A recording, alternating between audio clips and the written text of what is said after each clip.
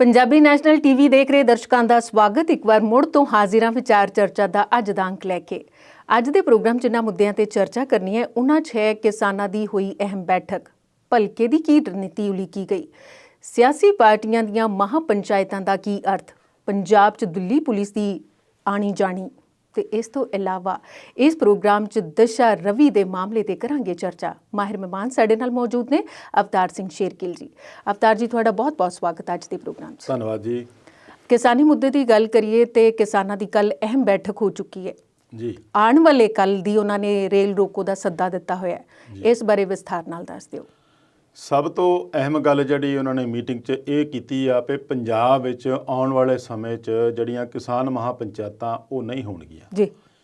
ਇਹ ਬਹੁਤ ਦਰੁਸਤ ਔਰ ਵਧੀਆ ਫੈਸਲਾ ਆ। ਜਦੋਂ ਜਗਰਾਉਂ ਦੇ ਵਿੱਚ ਹੋਈ ਸੀ ਨਾ ਕਿ ਆਜ਼ਾਦ ਭਾਰਤ ਵਿੱਚ ਪੰਜਾਬ 'ਚ ਪਹਿਲੀ ਕਿਸਾਨ ਮਹਾਂ ਪੰਚਾਇਤ ਹੋਣ ਦਾ ਇੱਕ ਕਿਹਾ ਗਿਆ ਸੀਗਾ ਕਿ ਪਹਿਲੀ ਵਾਰ ਹੋ ਰਹੀ ਆ, ਉਦੋਂ ਵੀ ਮੇਰੇ ਵਰਗਿਆਂ ਦੇ ਕਈਆਂ ਦੇ ਮਨਾਂ 'ਚ ਸਵਾਲ ਸੀਗੇ ਕਿ ਪੰਜਾਬ ਵਿੱਚ ਕਿਸਾਨ ਮਹਾਂ ਪੰਚਾਇਤ ਕਿਉਂ। ਜੀ। ਕਾਰਨ ਇਹ ਆ ਵੀ ਪੰਜਾਬ ਤਾਂ ਪਹਿਲਾਂ ਹੀ ਪੂਰੀ ਤਰ੍ਹਾਂ ਕਿਸਾਨੀ ਦੇ ਅੰਦੋਲਨ ਸੰਘਰਸ਼ ਮੋਰਚਾ 'ਚ ਡਟਿਆ ਹੋਇਆ ਆ। ਮੈਨੂੰ ਨਹੀਂ ਲੱਗਦਾ ਵੀ ਪੰਜਾਬ ਦੇ ਕਿਸੇ ਪਿੰਡ ਮੁਹੱਲੇ ਗਲੀ ਸ਼ਹਿਰ ਦੇ ਵਿੱਚੋਂ ਕੋਈ ਬੰਦਾ ਇਹੋ ਜਿਹਾ ਨਾ ਹੋਊਗਾ ਜਿਹੜਾ ਸਿੰਘੂ ਬਾਰਡਰ, ਟਿਕਰੀ ਬਾਰਡਰ ਜਾਂ ਹੋਰਾਂ ਬਾਰਡਰਾਂ 'ਤੇ ਨਾ ਗਿਆ ਹੋਵੇ ਜੀ। ਕਿਉਂਕਿ ਹਰੇਕ ਘਰ ਪ੍ਰਤੀ ਹੀ ਤਕਰੀਬਨ ਇੱਕ ਅੱਧਾ ਗੇੜਾ, ਕਈਆਂ ਦੇ ਦੋ ਵੀ ਲੱਗੇ ਹੋਣਗੇ, ਉਹ ਇਸ ਅੰਦੋਲਨ 'ਚ ਆਪਣਾ ਯੋਗਦਾਨ ਪਾਉਂਦਾ ਰਿਹਾ ਹੈ, ਪਾ ਰਿਹਾ ਆ, ਆਉਣ ਵਾਲੇ ਸਮੇਂ 'ਚ ਵੀ ਪਾਉਂਦਾ ਰਹੂਗਾ। ਸੋ ਪੰਜਾਬ 'ਚ ਕਿਸਾਨ ਮਹਾਂ ਪੰਚਾਇਤ ਕਰਨ ਦਾ ਤਾਂ ਕੋਈ ਮਤਲਬ ਤੁੱਕ ਬਣਦੀ ਨਹੀਂ ਸੀਗੀ, ਕਿਉਂਕਿ ਇਹਨਾਂ ਕਿਸਾਨ ਮਹਾਂ ਪੰਚਾਇਤਾਂ ਦਾ ਤਾਂ ਹੀ ਅਰਥ ਆ ਜਿੱਥੇ ਭਾਜਪਾ ਦੀਆਂ ਸਰਕਾਰਾਂ ਆ, ਜਿਵੇਂ ਯੂਪੀ ਹੋ ਗਿਆ, ਹਰਿਆਣਾ ਹੋ ਗਿਆ, ਮੱਧ ਪ੍ਰਦੇਸ਼ ਹੋ ਗਿਆ, ਇਹਨਾਂ ਸਟੇਟਾਂ 'ਚ ਕੀਤੀਆਂ ਜਾਣ ਤਾਂ ਫੇਰ ਹੀ ਸੈਂਟਰ ਸਰਕਾਰ ਤੇ ਦਬਾਅ ਪਊਗਾ। ਕੇਂਦਰ ਸਰਕਾਰ ਤਾਂ ਪਹਿਲਾਂ ਹੀ ਕਹਿ ਰਹੀ ਆ, ਖੇਤੀ ਮੰਤਰੀ ਵੀ ਕਹਿ ਰਹੇ ਆ, ਈਵਨ ਪ੍ਰਧਾਨ ਮੰਤਰੀ ਸਾਹਿਬ ਨੇ ਵੀ ਕਿਹਾ ਸੀਗਾ ਵੀ ਇਹ ਕੇਵਲ ਪੰਜਾਬ ਦੇ ਕਿਸਾਨਾਂ ਦਾ ਅੰਦੋਲਨ ਆ। ਤੇ ਜਦੋਂ ਆਪਾਂ ਕਿਸਾਨ ਮਹਾਂ ਪੰਚਾਇਤ ਕਰਕੇ ਇੱਥੇ ਆਪਾਂ ਸ਼ਕਤੀ ਪ੍ਰਦਰਸ਼ਨ 25, 30, 50 ਹਜ਼ਾਰ ਲੋਕਾਂ ਦਾ ਇਕੱਠ ਕਰਦੇ ਆ ਤਾਂ ਫਿਰ ਉਹ ਉਹਨਾਂ ਨੂੰ ਹੋਰ ਮੌਕਾ ਮਿਲ ਜਾਂਦਾ ਕਹਿਣ ਦਾ ਵੀ ਦੇਖਿਆ ਤੁਹਾਨੂੰ ਕਿਹਾ ਸੀ ਪੰਜਾਬ ਵਾਲੇ ਹੀ ਆ। ਸੋ ਇਹ ਚੰਗਾ ਫੈਸਲਾ ਕੀਤਾ। ਇਹ ਵੈਸੇ ਪਹਿਲਾਂ ਹੀ ਲੈ ਜਾਣਾ ਚਾਹੀਦਾ ਸੀ ਕਿ ਆਪਾਂ ਇੱਧਰ ਨੂੰ ਨਹੀਂ ਜਾਣਾ, ਜਿੱਧਰ ਨੂੰ ਜਾ ਰਹੇ ਸੀ। ਟਿਕੈਤ ਹੋਣੀ ਕਹਿ ਰਹੇ ਆ ਵੀ 7 ਰਾਜਾਂ 'ਚ ਕਰਨੀਆਂ ਜਾਂ 3 ਰਾਜਾਂ 'ਚ ਕਰਨੀਆਂ ਆ। ਉਹਨਾਂ ਦਾ ਮਕਸਦ ਆ ਵੀ ਉਧਰਲੇ ਸਟੇਟਾਂ 'ਚ ਕਰੋ ਜਿੱਥੇ ਹਲੇ ਕਿਸਾਨ ਜਿਹੜੇ ਆ ਉਹ ਪੂਰੀ ਤਰ੍ਹਾਂ ਨਹੀਂ ਜੁੜ ਸਕੇ, ਤੁਹਾਡੇ ਤੱਕ ਦਿੱਲੀ ਤੱਕ ਨਹੀਂ ਪਹੁੰਚ ਸਕੇ, ਆਪੋ ਆਪਣੇ ਸੂਬਿਆਂ ਤੱਕ ਸੀਮਤ ਆ, ਜਾਂ ਉਹਨਾਂ ਨੂੰ ਉੱਥੋਂ ਦੀਆਂ ਸਰਕਾਰਾਂ ਇੱਧਰ ਆਉਣ ਨਹੀਂ ਦਿੰਦੀਆਂ। 100 ਤਰ੍ਹਾਂ ਦੀਆਂ ਉਹਨਾਂ ਦੇ ਪਾਬੰਦੀਆਂ ਆ।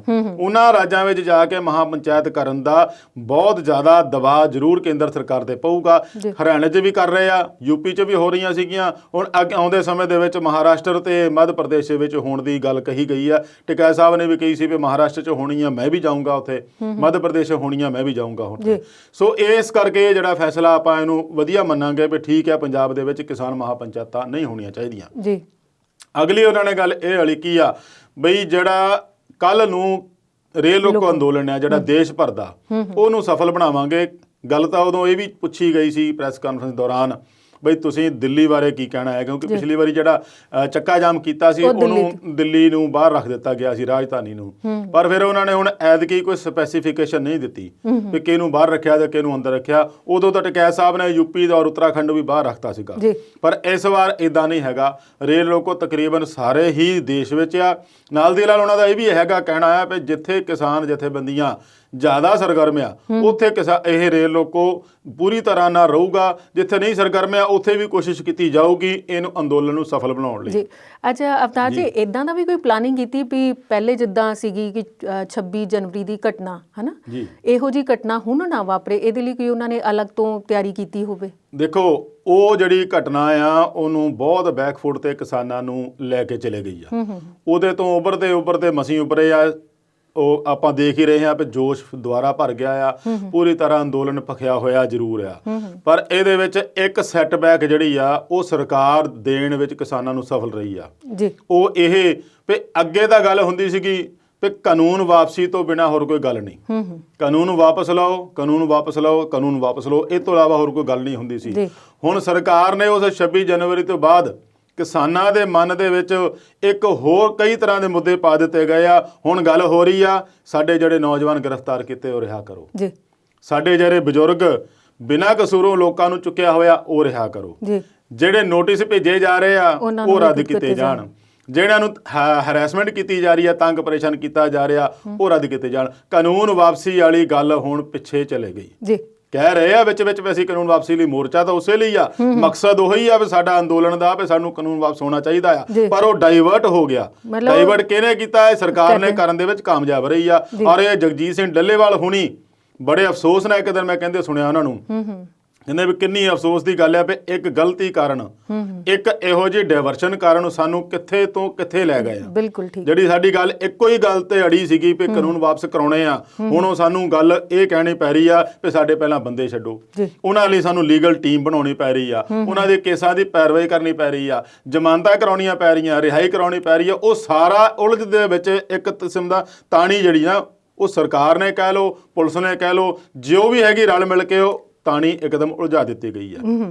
ਤੇ ਇਹ ਤਾਣੀ ਨੂੰ ਵੈਸੇ ਸੁਲਝਾਏਗਾ ਕੌਣ? ਇਹਦੇ ਬਾਰੇ ਥੋੜਾ ਜਿਹਾ ਚਾਨਣਾ। ਕਿਸਾਨਾਂ ਦਾ ਹੀ ਜਦੋਜਹਿਦ ਲੱਗੀ ਹੋਈ ਆ। ਕਿਸਾਨਾਂ ਨੇ ਆਪਣੀ ਲੀਗਲ ਟੀਮ ਬਣਾਈ ਹੋਈ ਆ ਵਕੀਲਾਂ ਦੀ, ਜਿਹਦੇ ਵਿੱਚ ਉਹਨਾਂ ਨੇ ਸਾਫ਼ ਕਿਹਾ ਸੀ ਵੀ ਜਿਨ੍ਹਾਂ ਨੂੰ NIA ਦੇ, ਦਿੱਲੀ ਪੁਲਿਸ ਦੇ ਕਿਸੇ ਦੇ ਵੀ ਨੋਟਿਸ ਆਉਂਦੇ ਆ ਉਹ ਤੁਸੀਂ ਆਪ ਖੁਦ ਪੇਸ਼ ਨਹੀਂ ਹੋਣਾ। ਕਿਉਂਕਿ ਮੈਂ ਰਜਿੰਦਰ ਸਿੰਘ ਦੀਪ ਸਿੰਘ ਵਾਲੇ ਨੂੰ ਕਹਿੰਦਾ ਸੁਣਿਆ ਵੀ ਜਿਹੜੇ ਵੀ ਪੇਸ਼ ਹੋਏ ਆ ਉਹਨਾਂ ਨੂੰ ਉੱਥੇ ਹਿਰਾਸਤ 'ਚ ਲੈ ਲਿਆ ਗਿਆ ਹੈ। ਇਸ ਕਰਕੇ ਉਹਨਾਂ ਨੇ ਕਿਹਾ ਵੀ ਕਿਸੇ ਨੂੰ ਪੇਸ਼ ਹੋਣ ਦੀ ਲੋੜ ਨਹੀਂ, ਸਾਡੇ ਵਕੀਲਾਂ ਦੀ ਟੀਮ ਬਣੀ ਹੋਈ ਆ, ਉਹਨਾਂ ਨਾਲ ਸੰਪਰਕ ਕਰੋ। ਜੇ ਤੁਹਾਨੂੰ ਕੋਈ ਨੋਟਿਸ ਭੇਜਦਾ ਆ, ਤੁਹਾਨੂੰ ਕੋਈ ਬੁਲਾਉਂਦਾ ਆ ਤਾਂ ਉਹਦੇ ਨਾਲ ਸੰਪਰਕ ਕਰੋ, ਉਹਦਾ ਹੱਲ, ਉਹਦਾ ਜਵਾਬ ਅਸੀਂ ਦੇਵਾਂਗੇ, ਸਾਡੀ ਟੀਮ ਦਊਗੀ।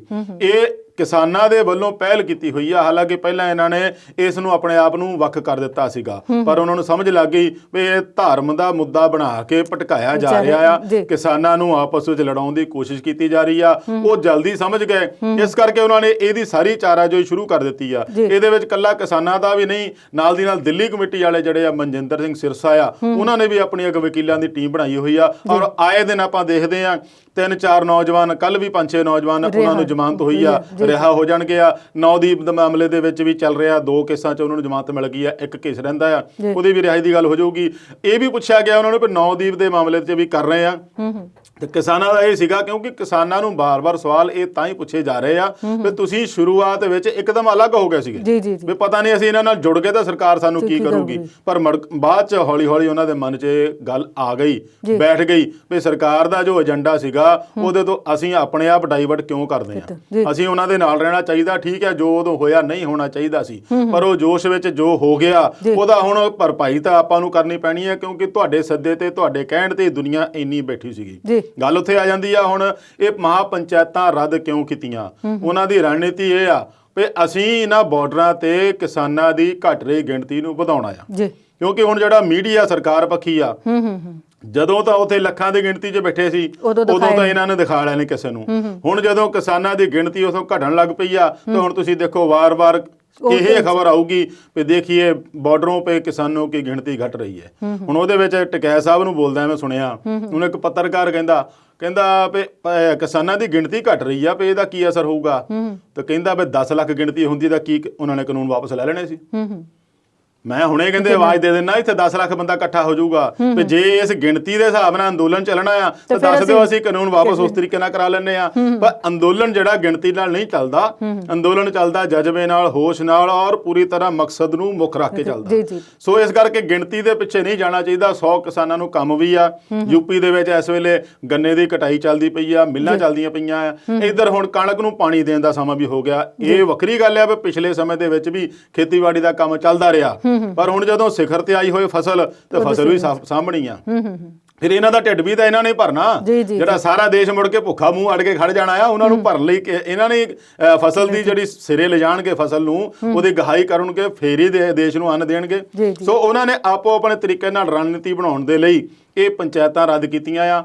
ਉਸ ਦੇ ਨਾਲ ਉਹਨਾਂ ਨੇ ਇਸੇ ਕਰਕੇ ਕਿਹਾ ਵੀ ਹੋਰਨਾਂ ਸਟੇਟਾਂ 'ਚ ਜਾਵਾਂਗੇ ਤਾਂ ਕਿ ਇੱਥੋਂ ਜਿਹੜੇ ਬੰਦੇ ਜਾਂਦੇ ਆ ਵਾਪਸ ਆਪ ਦਾ ਕੋਈ ਘਰੇਲੂ ਕੰਮ ਆ, ਕੋਈ ਖੇਤੀਬਾੜੀ ਦਾ ਕੰਮ ਨਿਬੇੜ ਕੇ ਦੁਬਾਰਾ ਆ ਜਾਣ। ਗਿਣਤੀ ਵਧਾਉਣ ਦੀ ਕਵਾਇਦ ਨੂੰ ਲੈ ਕੇ ਹੀ ਇਹ ਫੈਸਲਾ ਕੀਤਾ ਗਿਆ ਆ। ਹੁਣ ਰੇਲ ਰੋਕੋ ਅੰਦੋਲਨ ਕਿੰਨਾ ਸਫਲ ਹੁੰਦਾ, ਇਹਦੇ ਬਾਰੇ ਵੀ ਉਹਨਾਂ ਨੇ ਇੱਕ ਬੂਟਾ ਸਿੰਘ ਸ਼ਾਦੀਪੁਰ ਉਹਨਾਂ ਨੇ ਦੱਸਿਆ। ਉਹਨਾਂ ਨੂੰ ਬਾਰ-ਬਾਰ ਪੁੱਛਦੇ ਰਹੇ ਵੀ ਇਧਰੋਂ ਰੇਲ ਬੰਦ ਹੋਊਗੀ, ਉਧਰੋਂ ਹੋਊਗੀ, ਤੇ ਉਹਨਾਂ ਬੜਾ ਵਧੀਆ ਜਵਾਬ ਦਿੱਤਾ। ਕਹਿੰਦੇ ਯਾਰ ਜੇ ਪੰਜਾਬ ਤੋਂ ਬੰਦ ਹੋ ਗਈ ਤਾਂ ਦਿੱਲੀ ਵਾਲੀ ਪੰਜਾਬ ਨਹੀਂ ਆਊਗੀ, ਤੇ ਜੇ ਹਰਿਆਣੇ ਤੋਂ ਬੰਦ ਹੋ ਗਈ ਤਾਂ ਹਰਿਆਣੇ ਵਾਲੇ ਗਾਹਾਂ ਯੂਪੀ ਨਹੀਂ ਜਾਊਗੀ। ਸੋ ਰੇਲ ਰੋਕੋ ਅੰਦੋਲਨ ਦਾ ਕੰਮ ਆ, ਚਾਹੇ ਇਹਨਾਂ ਨੂੰ ਜ਼ਬਰਦਸਤੀ ਕਰਨੀ ਪਵੇ। ਉਹਨਾਂ ਦਾ ਕਹਿਣਾ ਸੀਗਾ ਵੀ ਜ਼ਬਰਦਸਤੀ ਮਤਲਬ ਸ਼ਾਂਤਮਈ ਰਹਿ ਕੇ, ਇਹ ਨਹੀਂ ਵੀ ਉੱਥੇ ਹਿੰਸਾ ਕਰਨੀ ਆ, ਸ਼ਾਂਤਮਈ ਰਹਿ ਕੇ ਟਰੈਕ ਤੇ ਬੈਠਣਗੇ। ਪਰ ਉਹਦੇ ਨਾਲ ਰੇਲਵੇ ਨੇ ਵੀ ਪ੍ਰਬੰਧ ਕੀਤੇ ਆ, ਕੁਛ ਇੱਕ ਰੂਟ ਡਾਈਵਰਟ ਕੀਤੇ ਆ, ਕੁਛ ਇੱਕ ਜਿਹੜੀਆਂ ਗੱਡੀਆਂ ਕੈਂਸਲ ਵੀ ਕੀਤੀਆਂ ਆ। ਇਹ ਸਾਰਾ ਕੁਝ ਰੇਲ ਰੋਕੋ ਅੰਦੋਲਨ ਤੋਂ ਬਾਅਦ ਨਵੀਂ ਰਣਨੀਤੀ ਜਿਹੜੀ ਉਲੀਕੀ ਜਾਊਗੀ, ਉਹ ਇਸ ਅੰਦੋਲਨ ਦੀ ਕਾਮਯਾਬੀ ਦੇ ਉੱਤੇ ਨਿਰਭਰ ਕਰੂਗੀ। ਡਾਕਟਰ ਦਰਸ਼ਨਪਾਲ ਹੋਣਾ ਨੇ ਵੀ ਇਹ ਦੱਸਿਆ ਵੀ ਸਾਡਾ ਹੁਣ ਮੇਨ ਫੋਕਸ ਆ ਉਹ ਰੇਲ ਰੋਕੋ ਅੰਦੋਲਨ ਤੇ ਆ, ਵੱਧ ਤੋਂ ਵੱਧ ਦਬਾਅ ਪਾਉਣ ਤੇ ਸਰਕਾਰ ਤੇ, ਵੀ ਤਾਂ ਕਿ ਸਰਕਾਰ ਜਿਹੜੀ ਹਾਲੇ ਵੀ ਨਹੀਂ ਉੱਠੀ ਉਹਨੂੰ ਕਿਸ ਤਰੀਕੇ ਨਾਲ ਜਗਾਇਆ ਜਾ ਸਕੇ।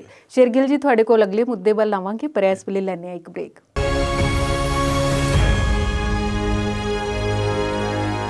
ਬ੍ਰੇਕ ਤੋਂ ਬਾਅਦ ਵਿਚਾਰ ਚਰਚਾ ਪ੍ਰੋਗਰਾਮ 'ਚ ਫੇਰ ਤੋਂ ਸਵਾਗਤ। ਤੇ ਅਵਤਾਰ ਜੀ, ਅਗਲੇ ਮੁੱਦੇ ਵੱਲ ਆਈਏ ਤੇ ਪੰਜਾਬ 'ਚ ਦਿੱਲੀ ਪੁਲਿਸ ਦੀ ਆਉਣੀ ਜਾਣੀ ਕੀ ਕਹਿੰਦੀ ਹੈ? ਦੇਖੋ, ਇੱਕ ਪਾਸੇ ਕਿਸਾਨ ਦਬਾਅ ਪਾ ਰਹੇ ਆ ਸਰਕਾਰ ਤੇ ਜੀ, ਦੂਜੇ ਪਾਸੇ ਸਰਕਾਰ ਏਜੰਸੀਆਂ ਰਾਹੀਂ, ਪੁਲਿਸ ਰਾਹੀਂ ਕਿਸੇ ਤਰੀਕੇ ਨਾਲ ਉਹ ਦਬਾਅ ਪਾਉਣ ਦੀ ਕੋਸ਼ਿਸ਼ ਕਿਸਾਨਾਂ ਤੇ ਹੋ ਰਹੀ ਆ ਜੀ। ਨੋਟਿਸ ਆਉਣੇ ਤਾਂ ਸ਼ੁਰੂ ਹੋ ਗਏ ਸੀ ਬਹੁਤ ਦੇਰ ਪਹਿਲਾਂ, ਪਰ 26 ਜਨਵਰੀ ਦੀ ਘਟਨਾਕ੍ਰਮ ਤੋਂ ਬਾਅਦ ਇਹਨਾਂ 'ਚ ਇੱਕਦਮ ਵਾਧਾ ਹੋਇਆ। ਉਹ ਐਸਾ ਵਾਧਾ ਹੋਇਆ ਵੀ ਤੁਸੀਂ ਦੇਖ ਲਓ ਵੀ ਉਹ ਮਾਮਲਾ ਕਿੱਥੇ ਤੱਕ ਪਹੁੰਚ ਗਿਆ। ਪੰਜਾਬ ਤੋਂ, ਹਰਿਆਣੇ ਤੋਂ, ਦਿੱਲੀ ਤੋਂ ਹੁੰਦਾ ਹੋਇਆ ਸਿੱਧਾ ਕਰਨਾਟਕ ਚਲੇ ਗਿਆ ਜੀ। ਕਰਨਾਟਕ ਤੋਂ ਲੈ ਕੇ ਸਿੱਧਾ ਕੈਨੇਡਾ ਚਲੇ ਗਿਆ। ਕੈਨੇਡਾ ਦੇ ਨਾਲ USA, ਤਕਰੀਬਨ ਸਾਰੇ ਪਾਸੇ ਜੀ ਉਹ ਮਾਮਲਾ ਫੈਲ ਗਿਆ। ਹੁਣ ਉਸੇ ਨੂੰ ਲੈ ਕੇ ਦਿੱਲੀ ਪੁਲਿਸ ਜਿਹੜੀ ਆ, ਇੱਕ ਤਾਂ ਲਾਲ ਕਿਲੇ ਹਿੰਸਾ ਵਿੱਚ ਸ਼ਾਮਲ ਲੋਕਾਂ ਦੀ ਭਾਲ ਦੇ ਵਿੱਚ ਪੰਜਾਬ 'ਚ ਛਾਪੇਮਾਰੀ ਕਰ ਰਹੀ ਆ। ਦੂਸਰੇ ਮਾਮਲੇ ਦੇ ਵਿੱਚ ਕੱਲ੍ਹ ਹੀ ਦਿੱਲੀ ਦੇ ਪੁਲਿਸ ਕਮਿਸ਼ਨਰ ਨੇ ਵੀ ਕਿਹਾ ਵੀ ਜਿਹੜੀ ਦਿਸ਼ਾ ਰਵੀ ਫੜੀ ਆ, ਉਹਦੇ ਨਾਲ 2 ਜਣੇ ਹੋਰ ਜਿਹੜੇ ਨਾਮਜ਼ਦ ਕੀਤੇ ਆ ਇਸ ਮਾਮਲੇ ਨੂੰ, ਟੂਲ ਕਿੱਟ ਨੂੰ ਲੈ ਕੇ, ਉਹਦੇ ਵਿੱਚ ਵੀ ਕਿਸਾਨਾਂ ਦੀ ਭੂਮਿਕਾ ਦੀ ਜਾਂਚ ਵੀ ਕੀਤੀ ਜਾਊਗੀ। ਇਹ ਉਹਨਾਂ ਨੇ ਸੰਕੇਤ ਪੁਲਿਸ ਕਮਿਸ਼ਨਰ ਸ਼੍ਰੀਵਾਸਤਵ ਉਹਨਾਂ ਨੇ ਦੇ ਦਿੱਤੇ ਸੀਗੇ। ਜਿੱਥੋਂ ਤੱਕ ਲੱਗਦਾ ਦਿੱਲੀ ਪੁਲਿਸ ਦੀਆਂ ਟੀਮਾਂ ਦਾ ਜਿਹੜਾ ਪੰਜਾਬ ਵਿੱਚ ਘੁੰਮਣਾ, ਇਹ ਉਸੇ ਦੇ ਆਧਾਰ ਤੇ ਹੀ ਉਹਨਾਂ ਦਾ ਇੱਥੇ ਦਸਤਕ ਦੇਣਾ ਆਪਾਂ ਉਸ ਨੂੰ ਲੈ ਸਕਦੇ ਹਾਂ, ਵੀ ਉਸ ਨੂੰ ਲੈ ਕੇ ਹੀ ਇਸ ਤਰੀਕੇ ਨਾਲ ਦਿੱਲੀ ਪੁਲਿਸ ਜਿਹੜੀ ਪੰਜਾਬ 'ਚ ਘੁੰਮ ਰਹੀ ਆ। ਜਿਹੜੀ ਹੋਰ ਮਾਮਲਿਆਂ ਦੇ ਵਿੱਚ ਵੀ ਆ, ਲਾਲ ਕਿਲਾ ਹਿੰਸਾ 'ਚ ਕੁਝ ਜਿਹੜੇ ਨੌਜਵਾਨ ਰਹਿੰਦੇ ਸੀਗੇ, ਜਾਂ ਜਿਹੜੇ ਝੰਡਾ ਚੜਾਉਣ ਦੇ ਮਾਮਲੇ ਦੇ ਵਿੱਚ ਵੀ ਉਹਦੀ ਵੀ ਪੁਲਿਸ ਭਾਲ ਕਰ ਰਹੀ ਆ। ਹਲੇ ਅੱਜ ਹੀ ਆਪਾਂ ਨੂੰ ਖਬਰ ਇੱਕ ਮਿਲੀ ਆ ਕਿ ਬੀਤੀ ਸ਼ਾਮ ਦਿੱਲੀ ਦੇ ਪੀਤਮਪੁਰਾ ਤੋਂ ਮਨਿੰਦਰ ਸਿੰਘ ਨਾਂ ਦਾ ਮੁੰਡਾ ਇੱਕ, ਉਹਨੂੰ ਗ੍ਰਿਫਤਾਰ ਦਿੱਲੀ ਪੁਲਿਸ ਨੇ ਕੀਤਾ ਆ, ਜਿਹਦੇ ਕੋਲੋਂ ਉਹਨਾਂ ਦਾ ਦਾਵਾ ਆ ਵੀ 2 ਵੱਡੀਆਂ ਕਿਰਪਾਨਾਂ ਫੜੀਆਂ ਗਈਆਂ। ਔਰ ਉਹਨਾਂ ਨਾਲ ਇਹ ਵੀ ਕਿਹਾ ਗਿਆ ਵੀ ਇਸ ਮੁੰਡੇ ਨੇ ਫੇਸਬੁੱਕ ਦੇ ਉੱਤੇ ਭੜਕਾਊ ਪੋਸਟਾਂ ਸ਼ੇਅਰ ਕੀਤੀਆਂ ਸੀ ਜਾਂ ਪਾਈਆਂ ਸੀ, ਉਹਨੂੰ ਲੈ ਕੇ ਪੁਲਿਸ ਉਹਦੀ ਭਾਲ ਕਰ ਰਹੀ ਸੀਗੀ। ਉਹਨਾਂ ਨੇ ਪਛਾਣਿਆ ਸੀਗਾ ਵੀਡੀਓ ਰਾਹੀਂ ਤਲਵਾਰਾਂ ਲਹਿਰਾਉਂਦਿਆਂ ਨੂੰ 26 ਵਾਲੇ ਦਿਨ।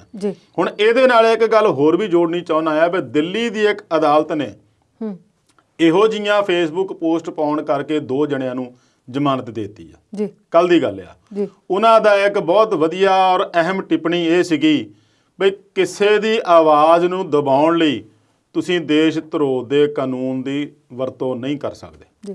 ਇਹ ਬਹੁਤ ਅਹਿਮ ਚੱਲਦਾ ਅੱਜ ਕੱਲ੍ਹ ਦੇ ਘਟਨਾਕ੍ਰਮ ਦੇ ਵਿੱਚ। ਦਿੱਲੀ ਦੀ ਉਸ ਅਦਾਲਤ ਦਾ, ਦਿੱਲੀ ਸੈਸ਼ਨ ਅਦਾਲਤ ਦਾ ਬਹੁਤ ਅਹਿਮ ਟਿੱਪਣੀ ਆ ਇਹ। ਪੁਲਿਸ ਨੂੰ ਕਿਹਾ ਵੀ ਤੁਸੀਂ ਠੀਕ ਆ ਵੀ ਤੁਹਾਨੂੰ ਲੱਗਾ ਫੇਸਬੁੱਕ ਤੇ ਇਹੋ ਜਿਹੇ ਬੰਦੇ ਨੇ ਕੁਝ ਪਾਇਆ, ਪਰ ਉਹਨੂੰ ਪ੍ਰੂਵ ਕਿੱਦਾਂ ਕਰੂੰਗੇ ਵੀ ਉਹ ਭੜਕਾਊ ਸੀ, ਕਿਸੇ ਨੂੰ ਉਹਨੇ ਦੰਗਿਆਂ ਲਈ ਭੜਕਾਇਆ, ਕਿਤੇ ਦੰਗੇ ਕਰਾਏ, ਜਾਂ ਉਹਦੇ ਕਹਿਣ ਨਾਲ ਉਹਦੇ ਪੋਸਟ ਪਾਉਣ ਨਾਲ ਕਿਤੇ ਦੰਗੇ ਹੋਏ। ਇਹੋ ਜਿਹੀਆਂ ਗੱਲਾਂ ਜੇ ਹੁੰਦੀਆਂ ਫਿਰ ਤੁਹਾਡਾ ਜਿਹੜਾ ਸੈਡੀਸ਼ਨ ਲਾਅ ਆ, ਦੇਸ਼ ਧਰੋਹ ਦਾ ਕਾਨੂੰਨ ਆ, ਉਹ ਲਾਗੂ ਹੁੰਦਾ ਆ। ਪਰ ਉਂਝ ਹੀ ਤੁਸੀਂ ਕਿਸੇ ਦੀ ਵਿਚਾਰਾਂ ਦੀ ਆਜ਼ਾਦੀ, ਉਹਦੇ ਵਿੱਚ ਕਿਸੇ ਬੰਦੇ ਦੀ ਆਵਾਜ਼, ਕਿਸੇ ਦੇ ਵਿਚਾਰਾਂ ਨੂੰ ਦਬਾਉਣ ਲਈ, ਉਹਨੂੰ ਸ਼ਾਂਤ ਕਰਨ ਲਈ ਤੁਸੀਂ ਜੇ ਦੇਸ਼ ਧਰੋਹ ਦਾ ਕਾਨੂੰਨ ਹਰ ਥਾਂ ਹੀ ਵਰਤ ਲਓ ਤੇ ਇਹ ਠੀਕ ਨਹੀਂ ਆ। ਅਦਾਲਤ ਨੇ ਇਹ ਵੀ ਕਿਹਾ ਵੀ ਸਰਕਾਰਾਂ ਕੋਲ ਬਹੁਤ ਵਧੀਆ ਇੱਕ ਹੱਥ ਠੋਕਾ ਜਾਂ ਸ਼ਕਤੀਸ਼ਾਲੀ ਇੱਕ ਪਹਿਲੂ ਆ ਉਹਨਾਂ ਕੋਲ, ਵੀ ਜਦੋਂ ਕੋਈ ਦੇਖੇ ਵੀ ਲਾਅ ਐਂਡ ਆਰਡਰ ਦੀ ਸਥਿਤੀ ਵਿਗੜਦੀ ਆ ਸਮਾਜ 'ਚ, ਚੱਕ ਕੇ ਤਾਂ ਦੇਸ਼ ਧਰੋਹ ਦਾ ਕਾਨੂੰਨ ਲਾ ਦਿਓ। ਇਸ ਸੰਦਰਭ 'ਚ ਜਿਹੜਾ ਘਟਨਾਕ੍ਰਮ ਚੱਲ ਰਿਹਾ ਆ, ਜੇ ਇਦਾਂ ਦੀ ਟਿੱਪਣੀਆਂ ਜੱਜ ਕਰਦੇ ਆ ਤਾਂ ਇਹਨੂੰ ਵੀ ਪੁਲਿਸ ਨੂੰ ਗੰਭੀਰਤਾ ਨਾਲ ਲੈਣਾ ਪਊਗਾ। ਇਹ ਨਹੀਂ ਵੀ ਤੁਸੀਂ ਹਰੇਕ ਤੇ ਹੀ 124A ਦਾ ਕੇਸ ਕਰ ਦਿਓ। 124A ਸੈਡੀਸ਼ਨ ਆਫ ਲਾਅ ਹੁੰਦਾ, ਜਿਹੜਾ ਦੇਸ਼ ਧਰੋਹ ਦਾ ਕਾਨੂੰਨ ਦੀ ਧਾਰਾ ਆ, ਵੀ ਹਰੇਕ ਤੇ ਲਾਗੂ ਕਰਨਾ ਕਿੱਥੋਂ ਤੱਕ ਜਾਇਜ਼ ਆ। ਵੀ ਜਿਹੜਾ ਤੁਹਾਨੂੰ ਲੱਗਾ ਵੀ ਇਸ ਬੰਦੇ ਨੇ ਆਹ ਬੋਲਿਆ, ਚਲੋ ਜੀ ਦੇਸ਼ ਧਰੋਹ ਦਾ ਕਾਨੂੰਨ ਠੋਪ ਦਿਓ। ਇਸ ਬੋਲੇ ਨੇ ਆਹ ਪਾਇਆ, ਆਹ ਸ਼ੇਅਰ ਕੀਤਾ, ਆਹ ਪੋਸਟ ਕੀਤੀ, ਉਹਦੇ ਵਿੱਚ ਜੇ ਤਾਂ ਉਹਦਾ ਕੋਈ ਰਿਜ਼ਲਟ ਨਿਕਲਦਾ, ਮਾੜੇ ਰਿਜ਼ਲਟ ਨਿਕਲਦੇ ਆ, ਉਹਦੇ ਨਾਲ ਕਿਤੇ ਬਹੁਤ ਵੱਡੀ ਪੱਧਰ ਤੇ ਕੋਈ ਗੜਬੜ ਫੈਲਦੀ ਆ, ਫਿਰ ਤਾਂ ਉਹ ਜੱਜ ਨੇ ਵੀ ਠੀਕ ਠਹਿਰਾਇਆ ਵੀ ਤੁਹਾਡੇ ਇਹ ਜਾਇਜ਼ ਆ। ਪਰ ਐਵੇਂ ਨਹੀਂ ਕਿਸੇ ਦੇ ਉੱਤੇ ਤੁਸੀਂ ਇਹ ਕਾਨੂੰਨ ਲਾਗੂ ਕਰ ਸਕਦੇ ਆ। ਸੋ ਪੁਲਿਸ ਦੀ ਜਿਹੜੀ ਦਬਿਸ਼ ਆ, ਉਹ ਪੰਜਾਬ ਵਿੱਚ ਹਾਲੇ ਆਉਂਦੇ ਦਿਨਾਂ 'ਚ ਵੀ ਜਾਰੀ ਰਹੂਗੀ, ਕਿਉਂਕਿ ਆਪੋ ਜਿਹੜੀ ਫੜੋ ਫੜੀ ਹੋ ਰਹੀ ਆ ਸਾਰੇ ਮਾਮਲਿਆਂ ਦੇ ਵਿੱਚ। ਇਸ ਮਾਮਲੇ 'ਚ ਦਿਸ਼ਾ ਰਵੀ ਦੇ ਵਿੱਚ ਵੀ ਉਹਨਾਂ ਦੀ ਭੂਮਿਕਾ ਦੀ ਜਾਂਚ ਹੋ ਰਹੀ ਆ। ਫੰਡਿੰਗ ਵਾਲੇ ਮਾਮਲੇ 'ਚ ਤਾਂ ਪਹਿਲਾਂ ਹੀ NIA ਨੇ ਨੋਟਿਸ ਵਗੈਰਾ ਭੇਜੇ ਹੋਏ ਆ। ਸੋ ਕੁੱਲ ਮਿਲਾ ਕੇ ਜਿਹੜਾ ਦਿੱਲੀ ਪੁਲਿਸ ਦੀ ਦਬਿਸ਼ ਆ, ਇਹ ਕਿਸਾਨਾਂ ਦੇ ਵਿੱਚ ਡਰ ਪਾਉਣ ਲਈ ਵੀ ਕਹਿ ਸਕਦੇ ਆ, ਕਿਸਾਨੀ ਅੰਦੋਲਨ ਨੂੰ ਤਾਰਪੀੜੋ ਕਰਨ ਦੀ ਇੱਕ ਨਵੀਂ ਚਾਲ ਵੀ ਕਹਿ ਸਕਦੇ ਆ। ਸ਼ੇਰਗਿੱਲ ਜੀ, ਦਿਸ਼ਾ ਰਵੀ ਦੀ ਤੁਸੀਂ ਗੱਲ ਕੀਤੀ ਤੇ ਉਹ ਮਾਮਲਾ ਕਿੱਥੇ ਪਹੁੰਚਿਆ? ਦੇਖੋ, ਹੁਣ ਦਿੱਲੀ ਮਹਿਲਾ ਕਮਿਸ਼ਨ ਨੇ ਇਸ ਮਾਮਲੇ ਦਾ ਨੋਟਿਸ ਲੈਂਦਿਆਂ ਦਿੱਲੀ ਪੁਲਿਸ ਨੂੰ ਨੋਟਿਸ ਜਾਰੀ ਕਰਕੇ ਤਲਬ ਕੀਤਾ ਹੈ ਕਿ ਜਦ ਦਿਸ਼ਾ ਰਵੀ ਗ੍ਰਿਫਤਾਰ ਕੀਤੀ ਆ, ਉਹਨੇ ਆਪਣੇ ਮਨਪਸੰਦ ਦਾ ਕੋਈ ਵਕੀਲ ਕਰਨਾ ਸੀ, ਉਹਨੂੰ ਇਜਾਜ਼ਤ ਕਿਉਂ ਨਹੀਂ ਦਿੱਤੀ ਗਈ? ਜਦਕਿ ਕਾਨੂੰਨ ਸੰਵਿਧਾਨ ਲਿਖਦਾ ਆ ਕਿ ਜੇ ਕਿਸੇ ਮੁਲਜ਼ਮ ਕੋਲ ਵਕੀਲ ਹੈ ਨਹੀਂ ਤਾਂ ਉਹ ਆਪਣੀ ਮਨਪਸੰਦ ਦਾ ਕਰ ਸਕਦਾ। ਜੇ ਨਹੀਂ ਉਹ ਕਰ ਸਕਦਾ, ਉਹਦੇ 'ਚ ਇੰਨੀ ਹਿੰਮਤ ਹੈ ਨਹੀਂ ਜਾਂ ਉਹਨੂੰ ਵਕੀਲ ਨਹੀਂ ਮਿਲਦਾ, ਤੇ ਅਦਾਲਤ ਖੁਦ ਉਹਨੂੰ ਪ੍ਰੋਵਾਈਡ ਕਰਦੀ ਹੁੰਦੀ ਆ ਵਕੀਲ, ਕਿਉਂਕਿ ਬਿਨਾਂ ਵਕੀਲ ਤੋਂ ਕੇਸ ਨਹੀਂ ਚੱਲਦਾ ਹੁੰਦਾ ਗਾ। ਉਸ ਮਾਮਲੇ 'ਚ ਉਹਦੀ ਸਖਤੀ ਹੋਈ ਆ।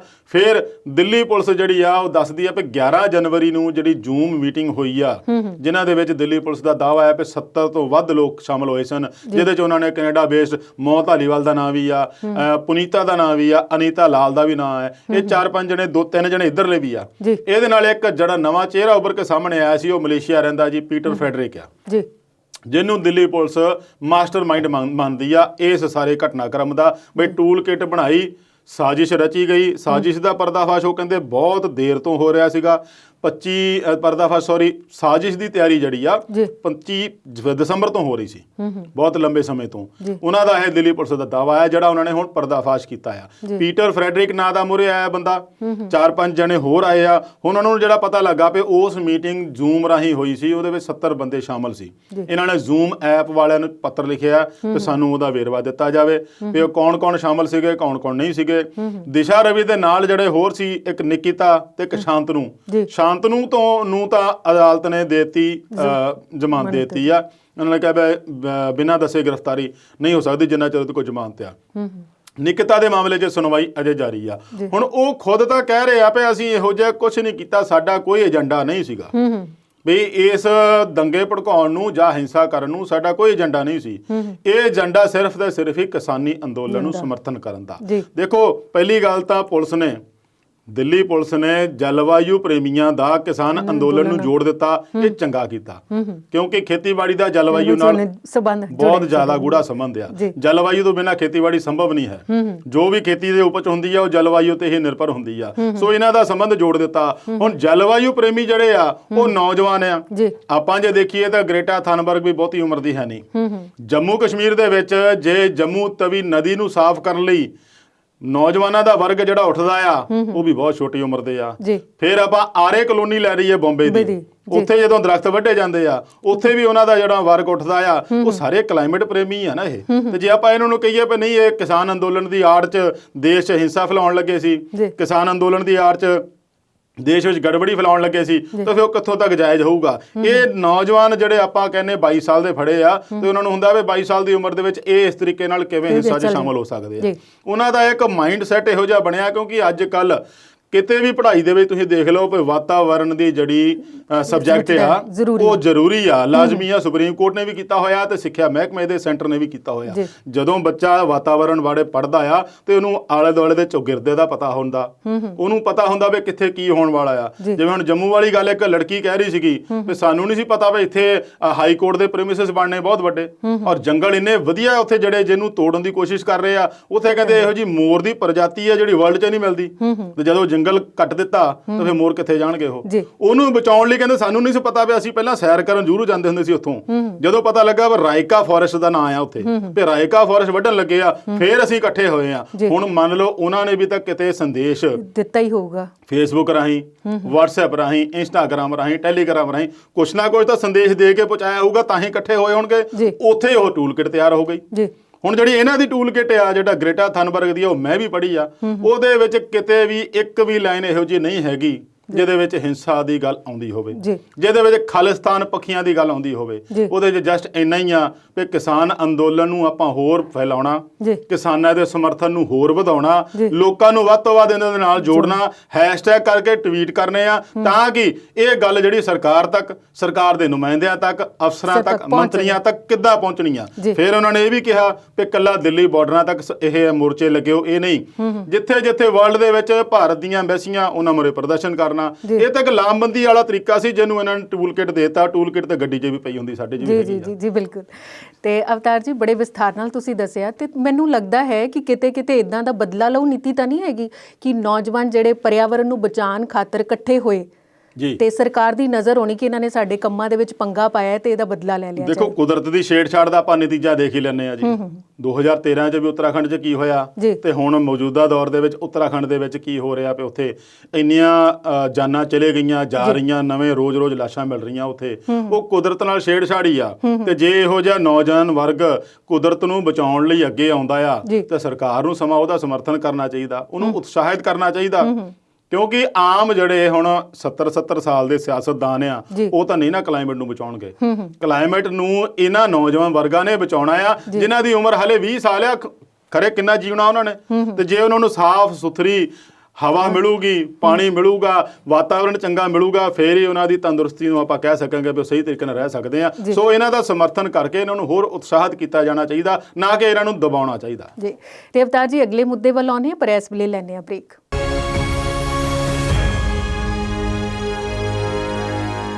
ਬ੍ਰੇਕ ਤੋਂ ਬਾਅਦ ਵਿਚਾਰ ਚਰਚਾ ਪ੍ਰੋਗਰਾਮ 'ਚ ਫੇਰ ਤੋਂ ਸਵਾਗਤ। ਅਵਤਾਰ ਜੀ ਅਗਲੇ ਸਵਾਲ ਵੱਲ ਆਈਏ ਤੇ ਨਵਰੀਤ ਹੁੰਦਲ ਦੀ ਕੇਸ ਦੀ ਕੋਈ ਗੱਲ ਚੱਲ ਰਹੀ ਹੈ ਹਨਾ, ਤੇ ਉਹਦੇ ਦਾਦਾ ਜੀ ਨੇ ਕੱਲ ਪ੍ਰੈਸ ਕਾਨਫਰੰਸ ਕਰਕੇ ਕੀ ਕਿਹਾ ਭਲਾ? ਦੇਖੋ ਉਸ ਮਾਮਲੇ ਦੇ ਵਿੱਚ ਜੋ ਕੁਝ ਵੀ ਹੋਇਆ ਉਹ ਬੜਾ ਦੁਖਦਾਈ ਪਹਿਲੂ ਸੀਗਾ। ਉਹਨਾਂ ਦਾ ਕੱਲਾ ਮੁੰਡਾ ਸੀ, ਨਵਾਂ ਵਿਆਹਿਆ ਸੀ। ਹੁਣ ਜਿਹੜੀ ਗੱਲ ਹੋ ਰਹੀ ਆ ਵੀ ਦਾਦਾ ਜੀ ਔਰ ਉਹਦੇ ਪਰਿਵਾਰ ਸਾਰਾ ਕਹਿ ਰਿਹਾ ਵੀ ਮੁੰਡੇ ਦੀ ਜਿਹੜੀ ਡੈਥ ਆ ਪੁਲਿਸ ਦੀ ਗੋਲੀ ਨਾਲ ਹੋਈ ਆ ਜੀ। ਪੁਲਿਸ ਨੇ ਕਹਿਤਾ ਸੀਗਾ ਵੀ ਪੋਸਟਮਾਰਟਮ ਰਿਪੋਰਟ 'ਚ ਇਹੋ ਜਿਹੀ ਕੋਈ ਗੱਲ ਨਹੀਂ ਆਈ।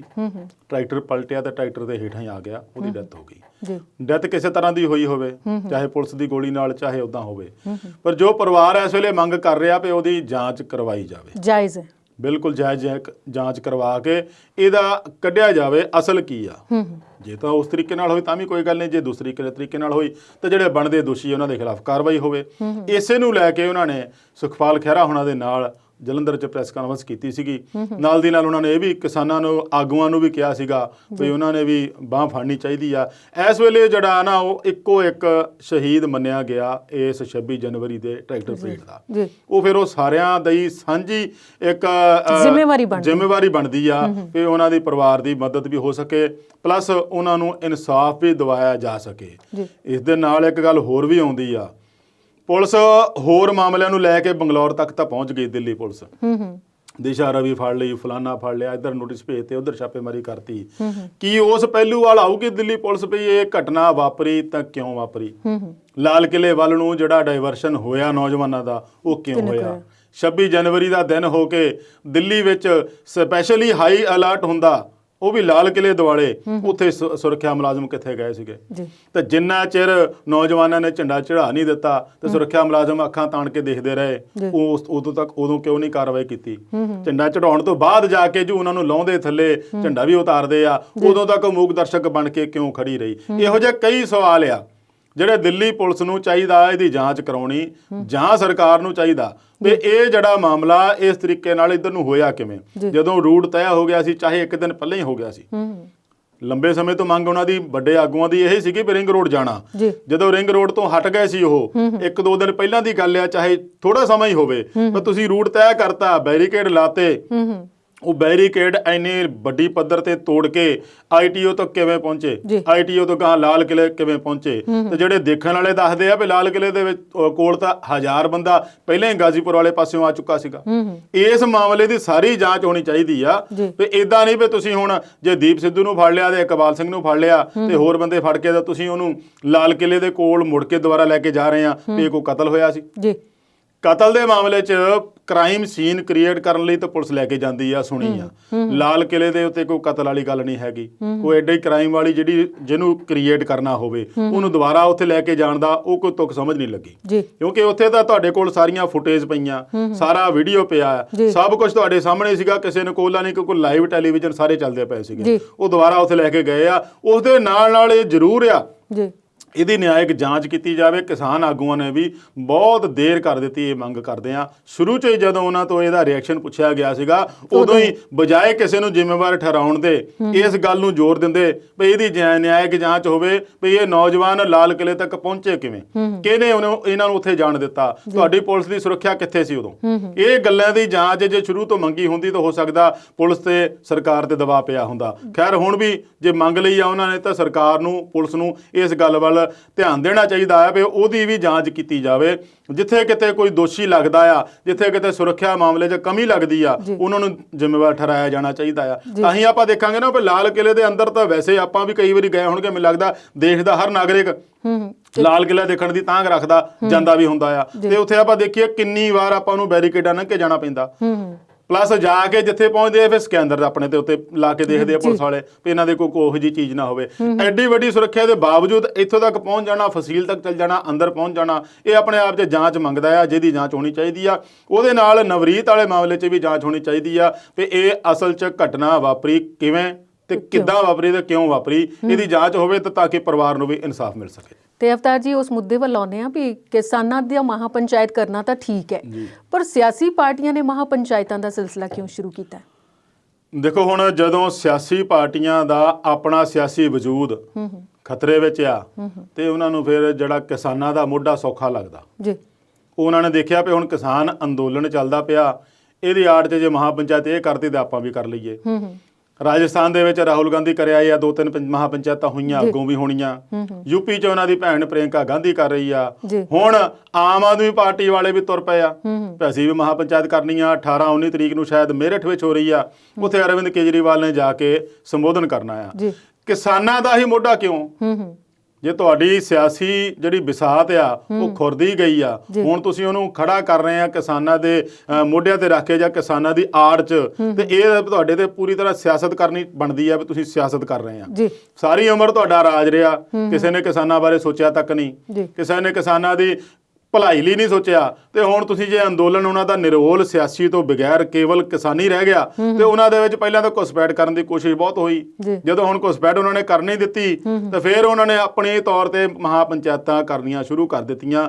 ਤਾਂ ਗੱਲ ਇਹ ਆ ਵੀ ਮੋਢਾ ਕਿਸਾਨੀ ਦਾ ਤੇ ਬੰਦੂਕ ਜਿਹੜੇ ਆ ਉਹ ਇਹ ਸਿਆਸੀ ਪਾਰਟੀਆਂ ਚਲਾ ਰਹੀਆਂ, ਤੇ ਇਹਦਾ ਅਸਰ ਕਿਸਾਨੀ ਅੰਦੋਲਨ ਦੇ ਉੱਤੇ ਵੀ ਪੈਣਾ ਲਾਜ਼ਮੀ ਆ। ਕਿਉਂਕਿ ਕੇਂਦਰ ਸਰਕਾਰ ਤਾਂ ਪਹਿਲਾਂ ਹੀ ਕਹਿੰਦੀ ਆਈ ਆ ਵੀ ਕਿਸਾਨੀ ਅੰਦੋਲਨ ਜਿਹੜਾ ਆ ਇਹ ਵਿਰੋਧੀ ਪਾਰਟੀਆਂ ਦਾ ਉਕਸਾਇਆ ਹੋਇਆ ਜੀ। ਵਿਰੋਧੀ ਪਾਰਟੀਆਂ ਨੇ ਇਹਨਾਂ ਨੂੰ ਭਰਮਾ ਕੇ ਅੰਦੋਲਨ ਕਰਵਾਇਆ ਹੋਇਆ। ਸੋ ਇਹ ਜਦੋਂ ਇਸ ਤਰੀਕੇ ਨਾਲ ਪਾਰਟੀਆਂ ਜਦੋਂ ਮਹਾਪੰਚਾਇਤਾਂ ਜਾਂ ਇਕੱਠ ਕਾਨਫਰੰਸਾਂ ਕਰਨਗੀਆਂ ਤੇ ਭਾਜਪਾ ਨੂੰ ਆਪਣੀ ਗੱਲ ਸਾਬਤ ਕਰਨ ਦਾ ਮੌਕਾ ਮਿਲ ਜਾਊਗਾ। ਤੇ ਇਹਨਾਂ ਨੂੰ ਇਹ ਸੋਚਣਾ ਚਾਹੀਦਾ ਵੀ ਹਾਲੇ ਵੀ ਸਿਆਸਤ ਨਾ ਕਰਨ।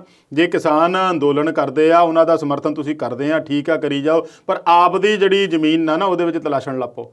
ਇਹ ਸਾਰੀ ਕੁਛ ਆਪਣੀ ਹੋਂਦ ਬਚਾਉਣ ਦੀ ਖਾਤਰ ਹੀ ਪਾਰਟੀਆਂ ਇਸ ਵੱਲ ਨੂੰ ਤੁਰ ਪਈਆਂ ਜੀ।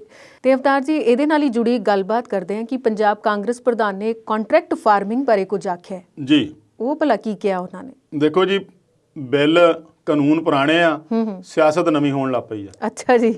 ਪੁਰਾਣੇ ਇਸ ਕਰਕੇ ਆ ਵੀ 2013 ਦੇ ਵਿੱਚ ਜਦੋਂ ਅਕਾਲੀ ਭਾਜਪਾ ਸਰਕਾਰ ਸੀ, ਉਦੋਂ ਉਹਨਾਂ ਨੇ ਇਹ ਬਿੱਲ ਪਾਸ ਕੀਤੇ ਸੀਗੇ, ਕਾਨੂੰਨ ਬਣਾਇਆ ਸੀਗਾ, ਜਿਹਦੇ ਵਿੱਚ ਇਹ ਮਦਾਂ ਸੀਗੀਆਂ, ਪਰ ਉਸ ਨੂੰ ਇਸ ਤਰੀਕੇ ਨਾਲ ਮਾਹਰ ਲੈਂਦੇ ਆ ਵੀ ਉਹਦੇ ਵਿੱਚ ਕਿਸਾਨ ਪੱਖੀ ਗੱਲਾਂ ਜ਼ਿਆਦਾ ਸੀਗੀਆਂ। ਉਹਨੂੰ ਤੁਲਨਾ ਕਰਦੇ ਆ ਹੁਣ ਵਾਲੇ 2020 ਦੇ ਕੇਂਦਰ ਦੇ ਕਾਨੂੰਨਾਂ ਨਾਲ, ਪਰ ਕੇਂਦਰ ਦੇ ਕਾਨੂੰਨਾਂ ਦੇ ਵਿੱਚ ਕਿਸਾਨ ਪੱਖੀ ਗੱਲੇ ਕੋਈ ਨਹੀਂ ਹੈ, ਕਾਰਪੋਰੇਟ ਦੀ ਆ। ਪਰ ਉਹਨਾਂ ਕਾਨੂੰਨਾਂ ਨਾਲ ਇੱਕ ਵਾਰੀ ਕਾਰਪੋਰੇਟ ਘਰਾਣਿਆਂ ਦਾ ਪੰਜਾਬ 'ਚ ਦਸਤਖਤ ਦੇ ਹੋ ਗਈ ਸੀ ਨਾ, ਉਹਨਾਂ ਨੂੰ ਖੁੱਲ੍ਹ ਤਾਂ ਦੇਤੀ ਸੀ ਨਾ ਵੀ ਤੁਸੀਂ ਜਿੰਨੀ ਮਰਜ਼ੀ ਜ਼ਮੀਨ ਲੈ ਸਕਦੇ ਆ ਪੰਜਾਬ 'ਚ। ਕਿਸਾਨਾਂ ਲਈ ਇੱਕ ਸੀਲਿੰਗ ਰੱਖਤੀ ਸੀਗੀ। ਉਸ ਤੋਂ ਬਾਅਦ 2017 'ਚ ਜਿਹੜਾ ਲੈਂਡ ਸੀਲਿੰਗ ਐਕਟ ਜਿਹੜਾ ਪਾਸ ਕੀਤਾ ਸੀ ਕਾਂਗਰਸ ਦਾ, ਉਹਦੇ ਤੇ ਵੀ ਸਵਾਲ ਉੱਠਦੇ ਆ। ਇਹਨਾਂ ਕਾਨੂੰਨਾਂ ਨੂੰ ਲੈ ਕੇ ਹੀ ਖੇਤੀ ਮੰਤਰੀ ਨਰਿੰਦਰ ਸਿੰਘ ਤੋਮਰ ਨੇ ਸੰਸਦ ਦੇ ਵਿੱਚ ਕਿਹਾ ਸੀਗਾ ਵੀ ਤੁਸੀਂ ਆਪ ਦੇ ਕਾਨੂੰਨ ਦੇਖੋ ਜਾ ਕੇ ਵੀ ਉਹ ਕੀ ਕਹਿੰਦੇ ਆ ਤਾਂ ਸਾਡੇ ਕਾਨੂੰਨ ਦੇਖੋ ਕੀ ਆ। ਇਹਨਾਂ ਕਾਨੂੰਨਾਂ ਤੇ ਹੀ ਉਹਨਾਂ ਨੇ ਉਂਗਲ ਉਠਾਈ ਸੀਗੀ। ਉਸੇ ਕਾਨੂੰਨ ਨੂੰ ਲੈ ਕੇ ਹੁਣ ਪੰਜਾਬ 'ਚ ਸਿਆਸਤ ਸਰਗਰਮ ਹੋ ਗਈ ਆ। ਹੁਣ ਉਹ ਕਹਿ ਰਹੇ ਆ ਵੀ 2013 ਤਾਂ ਅਕਾਲੀ ਭਾਜਪਾ ਗੱਠਜੋੜ ਦੀ ਸਰਕਾਰ ਸੀ, ਉਹਨਾਂ ਨੇ ਇਹਨੂੰ ਬਣਾਇਆ ਸੀ। ਉਹਦੇ ਵਿੱਚ ਇਹ ਸੀਗਾ ਵੀ ਇੱਕ ਤਾਂ ਪ੍ਰੋਵੀਜ਼ਨ ਇਸ ਤਰੀਕੇ ਨਾਲ ਸੀ ਵੀ ਕਿਸਾਨਾਂ ਨੂੰ ਜੇ ਕੋਈ ਠੇਕੇਦਾਰ ਜਾਂ ਜਿਹੜਾ ਕੰਟਰੈਕਟ ਤੋੜਦਾ ਆ ਤੇ ਆਪਣੇ ਤੌਰ ਤੇ ਨਹੀਂ ਤੋੜ ਸਕਦਾ, ਉਹਨੂੰ ਜੁਰਮਾਨਾ ਲਾਇਆ ਗਿਆ ਸੀਗਾ। ਕਿਸਾਨਾਂ ਨੂੰ ਪਹੁੰਚ ਸੀਗੀ ਵੀ ਅਦਾਲਤ ਤੱਕ, ਡੀਸੀ ਤੱਕ ਜਾ ਸਕਦੇ ਸੀਗੇ। ਹੁਣ ਦੇ ਕਾਨੂੰਨਾਂ 'ਚ ਪਹੁੰਚ ਸਿਰਫ ਐਸਡੀਐਮ ਤੱਕ ਆ, ਉਸ ਤੋਂ ਗਾਹਾਂ ਉਹਦੀ ਪਹੁੰਚ ਹੀ ਹੈ ਨਹੀਂ। ਮਰਜ਼ੀ ਨਾਲ ਕੋਈ ਕੰਟਰੈਕਟ ਤੋੜ ਨਹੀਂ ਸਕਦਾ ਸੀ, ਕਿਸਾਨਾਂ ਦੀ ਮਰਜ਼ੀ ਨਾਲ ਤੋੜ ਸਕਦਾ ਸੀ। ਹੁਣ ਇਹਦੇ ਵਿੱਚ ਇਹ ਆਪਸੀ ਸਹਿਮਤੀ ਨਾਲ ਤੋੜ ਸਕਦਾ। ਸਹਿਮਤੀ ਉਹ ਕਿਸਾਨ ਦੀ ਲਵੇ ਨਾ ਲਵੇ, ਅਗਲਾ ਤੋੜ ਕੇ ਲੰਬੇ ਹੋ ਜਾਏ। ਨਵਾਂ ਇੱਕ ਆਇਆ ਸੀ ਮਾਮਲਾ ਮੱਧ ਪ੍ਰਦੇਸ਼ ਦਾ ਵੀ ਉਹਨਾਂ ਨੇ ਕੰਟਰੈਕਟ ਫਾਰਮਿੰਗ ਦੇ ਵਿੱਚ ਫਸਲ ਬਿਜਾ ਲਈ, ਉਹ ਫਸਲ ਹੋਈ ਬਹੁਤ ਜ਼ਿਆਦਾ, ਤੇ ਜਦੋਂ ਉਹਦਾ ਵੇਚਣ ਦੀ ਵਾਰੀ ਆਈ ਤੇ ਉਹ ਕੰਟਰੈਕਟਰ ਭੱਜ ਗਿਆ। ਹੁਣ ਕਿਸਾਨ ਵਿਚਾਰਾ ਆਪਣੀ ਫਸਲ ਕਿੱਥੇ ਵੇਚੇ ਉਹ। ਇਸ ਤਰੀਕੇ ਨਾਲ ਹੁਣ ਜਿਹੜੀ ਸਿਆਸਤ ਪੰਜਾਬ 'ਚ ਗਰਮਾ ਰਹੀ ਆ, ਕਾਂਗਰਸ ਜਿਹੜੀ ਆ ਉਹ ਬਜਟ ਸੈਸ਼ਨ ਦੇ ਵਿੱਚ ਉਸ 2017 ਵਾਲਾ ਆਪਣਾ ਜਿਹੜਾ APMC ਐਕਟ ਆ ਉਹਨੂੰ ਰੱਦ ਕਰਨ ਦੀ ਕੋਸ਼ਿਸ਼ ਵਿੱਚ ਆ ਵੀ ਜਿਹੜਾ ਸਾਡੇ ਤੇ ਕੋਈ ਦਾਗ ਲੱਗਦਾ ਸੀ ਉਹਨੂੰ ਹਟਾ ਲਈਏ। ਨਾਲ ਦੀ ਨਾਲ ਇਹ ਵੀ ਦੱਸਦੀ ਹੈ ਵੀ ਜਿਹੜਾ 2013 'ਚ ਕਾਨੂੰਨ ਪਾਸ ਕੀਤਾ ਸੀ ਅਕਾਲੀ ਭਾਜਪਾ ਨੇ, ਉਹ ਕਾਗਜ਼ੀ ਟੁਕੜਾ ਹੀ ਰਹਿ ਗਿਆ ਸੀਗਾ, ਉਹਨੂੰ ਅਮਲ 'ਚ ਨਹੀਂ ਲਿਆਂਦਾ ਗਿਆ। ਅਮਲ 'ਚ ਬਿਲਕੁਲ ਵੀ ਨਹੀਂ ਸੀਗਾ, ਨਾ ਹੀ ਕਿਸੇ ਨੂੰ ਪਤਾ ਹੀ ਸੀਗਾ। ਹੁਣ ਉਹਦਾ ਰੌਲਾ ਦੁਆਰਾ ਸ਼ੁਰੂ ਹੋਇਆ। ਤਾਂ ਹੀ ਮੈਂ ਕਿਹਾ ਨਾ ਵੀ ਕਾਨੂੰਨ ਪੁਰਾਣੇ ਆ, ਸਿਆਸਤ ਨਵੀਂ ਹੋ ਗਈ ਹੈ। ਤੇ ਅਵਤਾਰ ਜੀ, ਅਗਲੇ ਮੁੱਦੇ ਵੱਲ ਆਈਏ ਤੇ ਅਗਲਾ ਮੁੱਦਾ ਬੜਾ ਗੰਭੀਰ ਜਿਹਾ ਲੱਗ ਰਿਹਾ ਇਸ ਵੇਲੇ। ਗੰਭੀਰ ਹੈ ਕਿ ਇੱਧਰ ਵੀ ਸਿਆਸਤ ਹੋ ਰਹੀ ਆ, ਉੱਧਰ ਵੀ ਸਿਆਸਤ, ਤੇ ਪੁੱਡੂਚੇਰੀ 'ਚ ਭਲਾ ਕੀ ਹੋ ਰਿਹਾ? ਦੇਖੋ ਉੱਥੇ ਵੀ ਹੁਣ ਉਹਨਾਂ ਦੀ ਬੋਲੀ ਮੈਂ ਦੱਸਣਾ ਚਾਹੁੰਦਾ, ਨਾਰਾਇਣ ਸਾਮੀ ਉਹਨਾਂ ਦੀ। ਕਹਿੰਦੇ ਵੀ ਆਪਰੇਸ਼ਨ ਲੋਟਸ ਜਿਹੜਾ ਆ ਉਹ ਪੁੱਡੂਚੇਰੀ ਪਹੁੰਚ ਗਿਆ। ਅੱਛਾ ਜੀ। ਕਮਲ ਦੇ ਫੁੱਲ ਦਾ ਆਪਰੇਸ਼ਨ ਜਿਹੜਾ, ਕਿਉਂਕਿ ਹਰੇਕ ਸਟੇਟ ਦੇ ਵਿੱਚ ਜਦੋਂ ਕੋਈ ਇਦਾਂ ਦੀ ਜੋੜ ਤੋੜ ਹੁੰਦੀ ਹੈ ਨਾ ਸਰਕਾਰ ਦੀ, ਟੁੱਟ ਗਈ ਬਣ ਗਈ, ਉਧਰ MLA ਘਸੀਟ ਲਏ, ਉਧਰ ਹੋਟਲਾਂ ਤੇ ਜਾ ਕੇ ਉਹਨਾਂ ਨੂੰ ਬਿਠਾਤਾ, ਤੇ ਉਦੋਂ ਫਿਰ ਗੱਲ ਹੁੰਦੀ ਸੀ ਵੀ ਆਪਰੇਸ਼ਨ ਲੋਟਸ ਦਾ ਇੱਕ ਹਿੱਸਾ ਸੀਗਾ। ਹੁਣ ਉਹਨਾਂ ਨੇ ਦੇਖਿਆ ਵੀ ਉੱਥੇ 4 MLA ਜਿਹੜੇ ਸੀਗੇ ਕਾਂਗਰਸ ਦੇ, ਉਹ ਅਸਤੀਫਾ ਦੇ ਗਏ। 5ਵਾਂ ਉਹਨਾਂ ਨੇ ਪਾਰਟੀ ਵਿਰੋਧੀ ਗਤੀਵਿਧੀਆਂ ਲਈ ਉਹਨਾਂ ਨੂੰ ਉਹਨੇ ਬਰਖਾਸਤ ਕਰਤਾ। ਉਹ ਘੱਟ ਗਿਣਤੀ 'ਚ ਆ ਗਈ ਸਰਕਾਰ। ਉੱਥੇ ਹੁਣ ਆਉਣ ਵਾਲੇ ਸਮੇਂ 'ਚ ਚੋਣਾਂ ਹੋਣੀਆਂ। ਰਾਜਪਾਲ ਉੱਥੇ ਸੀਗੀ ਆਇਰਨ ਲੇਡੀ ਕਿਰਨ ਬੇਦੀ, ਉਹਨੂੰ ਰਾਤੋਂ ਰਾਤ ਰਾਸ਼ਟਰਪਤੀ ਤੋਂ ਆਰਡਰ ਪਾਸ ਕਰਾ ਕੇ ਤੋਂ ਹਟਵਾਤਾ। ਉਹਦਾ ਮਤਲਬ ਇਹ ਆ ਵੀ ਹੁਣ ਸਰਕਾਰ ਭਾਜਪਾ ਜਿਹੜੀ ਆ ਉੱਥੇ ਇਸ ਤਰੀਕੇ ਨਾਲ ਆਪਣਾ ਲੈਵਲ ਫੇਲ ਬਣਾਊਗੀ ਤਾਂ ਕਿ ਆਉਣ ਵਾਲੀ ਚੋਣਾਂ 'ਚ ਇਹਨਾਂ ਦਾ ਹੱਥ ਉੱਪਰ ਰਹਿ ਸਕੇ। ਕਿਉਂਕਿ ਨਾਰਾਇਣ ਸਾਮੀ ਦੀ ਜਦੋਂ ਤੋਂ ਕਿਰਨ ਬੇਦੀ ਰਾਜਪਾਲ ਬਣੀ ਆ, ਲੈਫਟੀਨੈਂਟ ਗਵਰਨਰ ਬਣੀ ਆ, ਉਦੋਂ ਤੋਂ ਉਹਦੇ ਨਾਲ ਬਣੀ ਨਹੀਂ, ਖਟਕਦੀ ਰਹੀ ਆ। ਕਿਉਂਕਿ ਉਹ ਵੀ ਥੋੜੀ ਜੀ ਸਟੇਟ ਫਾਰਵਰਡ ਲੇਡੀ ਆ, ਤੇ ਨਾਰਾਇਣ ਸਾਮੀ ਜਿਹੜੇ ਉਹਨਾਂ ਨੇ ਉਹਨੂੰ ਪਹਿਲੇ ਦਿਨ ਤੋਂ ਹੀ ਉਹਨਾਂ ਨੂੰ ਬਰਦਾਸ਼ਤ ਨਹੀਂ ਕੀਤਾ ਸੀਗਾ। ਸੋ ਇਹ ਨਵਾਂ ਘਟਨਾਕ੍ਰਮ ਜਿਹੜਾ ਆ ਭਾਜਪਾ ਦੀ ਇੱਕ ਸਿਆਸੀ ਦਾ ਆ, ਸਿਆਸੀ ਖੇਲ ਹੈ। ਤੇ ਆਪਾਂ ਅਗਲੇ ਮੁੱਦੇ ਵੱਲ ਪਰਤਦੇ ਹਾਂ, ਪਰ ਇਸ ਵੇਲੇ ਲੈਂਦੇ ਹਾਂ ਬ੍ਰੇਕ।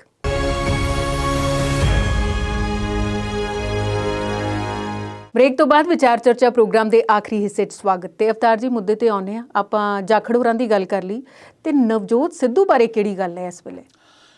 ਦੇਖੋ, ਆਪਾਂ ਪਿਛਲੀ ਵਾਰੀ ਗੱਲ ਕੀਤੀ ਸੀ ਕਿ ਨਵਜੋਤ ਸਿੰਘ ਸਿੱਧੂ ਸੋਨੀਆ ਗਾਂਧੀ ਨੂੰ ਮਿਲ ਕੇ ਆਏ ਤੇ ਪੰਜਾਬ ਦੇ ਜਿਹੜੇ ਕੈਪਟਨ ਸਮਰਥਕਾਂ ਤੋਂ ਮਿਰਚਾਂ ਲੱਗ ਗਈਆਂ। ਉਹ ਆਏ ਦਿਨ ਮਹੀਨੇ 2 ਮਹੀਨੇ ਬਾਅਦ ਇਦਾਂ ਕਦੇ ਰਾਹੁਲ ਨਾਲ ਫੋਟੋ ਖਿੱਚ ਕੇ ਪਾ ਆਉਂਦੇ ਆ, ਕਦੇ ਪ੍ਰਿਯੰਕਾ ਗਾਂਧੀ ਨਾਲ, ਤੇ ਹੁਣ ਤਾਂ ਸਿੱਧੀ ਹਾਈ ਕਮਾਂਡ ਸੋਨੀਆ ਗਾਂਧੀ ਕੋਲ ਹੀ ਪਹੁੰਚ ਗਏ ਸੀਗੇ। ਤੇ ਉਹਨਾਂ ਨੂੰ ਉੱਥੋਂ ਫਿਰ ਕਿਆਸ ਲੱਗਣ ਲੱਗ ਜਾਂਦੇ ਪਹਿਲਾਂ ਵੀ ਹੁਣ ਸਿੱਧੂ ਆਇਆ ਤੇ ਆਇਆ। ਜਿਵੇਂ ਕ੍ਰਿਕਟ ਖੇਡਦਾ ਹੁੰਦਾ ਸੀ ਨਾ ਜਦੋਂ ਸਿੱਧੂ, ਤੇ ਉਦੋਂ ਵੀ ਇਹ ਹੁੰਦਾ ਸੀ ਵੀ ਲੈ ਵੀ ਓਪਨਿੰਗ ਕੌਣ ਕਰ ਰਿਹਾ, ਤੇ ਜਦੋਂ ਲੱਗਦਾ ਸੀ ਵੀ ਨਵਜੋਤ ਸਿੰਘ ਸਿੱਧੂ ਆ ਰਿਹਾ, ਤੇ ਤੁਸੀਂ ਅੰਦਾਜ਼ਾ ਲਾ ਲਓ ਵੀ ਦਰਸ਼ਕਾਂ ਦਾ ਕੀ ਹਾਲ ਹੁੰਦਾ ਹਨਾ। ਤਾੜੀਆਂ ਏਦਾਂ ਗੂੰਜਦੀਆਂ ਸੀਗੀਆਂ। ਉਹੀ ਹਾਲ ਹੁਣ ਨਵਜੋਤ ਸਿੰਘ ਸਿੱਧੂ ਕ੍ਰਿਕਟ ਦੇ ਪਿੱਚ ਵਾਂਗੂ ਖੇਲ ਰਹੇ ਆ ਵੀ ਇੱਕ ਵਾਰੀ ਜਾ ਕੇ ਬੈਟ ਫੜ ਕੇ ਚੱਲ ਜਾਂਦੇ ਆ, ਤੇ ਮੁੜ ਕੇ ਜਦੋਂ ਵਾਪਸ ਆਉਂਦੇ ਤੇ ਲੱਗ ਜਾਂਦਾ ਵੀ ਸਿੱਧੂ ਆਇਆ। ਉਹ ਹੁਣ ਉਹਦੇ ਲਈ ਪਤਾ ਨਹੀਂ ਜ਼ਿੰਮੇਵਾਰੀ ਕੀ ਤੈਅ ਕਰਨੀ ਆ, ਕਦੋਂ ਕਰਨੀ ਆ। ਮੈਂ ਅੱਗੇ ਵੀ ਦੱਸਿਆ ਸੀ ਵੀ ਚੋਣਾਂ ਆ ਗਈਆਂ, ਆਹ ਚੋਣਾਂ ਲੰਘ ਗਈਆਂ, ਅਗਲੀਆਂ ਚੋਣਾਂ ਨੂੰ ਤਿਆਰ ਆ। 6-7 ਮਹੀਨੇ ਦੇ ਵਿੱਚ ਵਕਫੇ ਦੇ ਵਿੱਚ ਹੀ ਕਾਫੀ ਕੁਝ ਹੋ ਜਾਣਾ ਹੈ, ਤੇ ਉਹਨੂੰ ਲੈ ਕੇ ਇਹਨਾਂ ਨੇ ਪਤਾ ਨਹੀਂ ਕਦੋਂ ਉਹਨੂੰ ਜ਼ਿੰਮੇਵਾਰੀ ਦੇਣੀ ਆ। ਜੇ ਉਹਨੂੰ ਮੰਨ ਲਓ ਕੈਬਨਿਟ ਮੰਤਰੀ ਦਾ ਵੀ ਉਹਨੂੰ ਦਿੰਨੇ ਆ, ਤਾਂ ਵੀ ਅਗਲਾ 8-9 ਮਹੀਨਿਆਂ ਵਾਸਤੇ ਕੀ ਕਰੂਗਾ। ਅਗਲੀ ਗੱਲ, ਪ੍ਰਧਾਨ ਦਾ ਉਹਦਾ ਵੀ ਖਾਲੀ ਪਿਆ। ਹੁਣ ਉਹਦੀ ਜਿਹੜੀ ਨਿਗਾਹ ਉਹ ਤਾਂ ਪ੍ਰਧਾਨ ਤੇ ਆ, ਕਾਂਗਰਸ ਦਾ ਪ੍ਰਧਾਨ ਬਣਾ। ਇਹਦੇ ਬਾਬਤ ਹੀ ਹਰੀਸ਼ ਰਾਵਤ ਜਿਹੜੇ ਪੰਜਾਬ ਕਾਂਗਰਸ ਦੇ ਇੰਚਾਰਜ ਆ, ਉਹ ਸੋਨੀਆ ਦਾ ਸੰਦੇਸ਼ ਲੈ ਕੇ ਸਿੱਧਾ ਹੀ ਕੈਪਟਨ ਕੋਲ ਪਹੁੰਚੇ ਸੀਗੇ। ਉਹਨਾਂ ਨੇ ਉਹਨਾਂ ਨਾਲ ਗੁਪਤ ਮੀਟਿੰਗ ਵੀ ਕੀਤੀ, ਕਿਸੇ ਨੂੰ ਭਿੰਡਕ ਨਹੀਂ ਲੱਗਣ ਦਿੱਤੀ ਬਾਹਰ ਵੀ ਕੀ ਗੱਲਬਾਤ ਹੋਈ ਕੀ ਨਹੀਂ ਹੋਈ, ਪਰ ਸਮਝਿਆ ਜ਼ਰੂਰ ਜਾ ਰਿਹਾ ਵੀ ਉਹਨਾਂ ਨੇ ਸੋਨੀਆ ਦਾ ਸੰਦੇਸ਼ ਦਿੱਤਾ ਵੀ ਆਪਾਂ ਹੁਣ ਸਿੱਧੂ ਦਾ ਕੁਝ ਕਰੀਏ।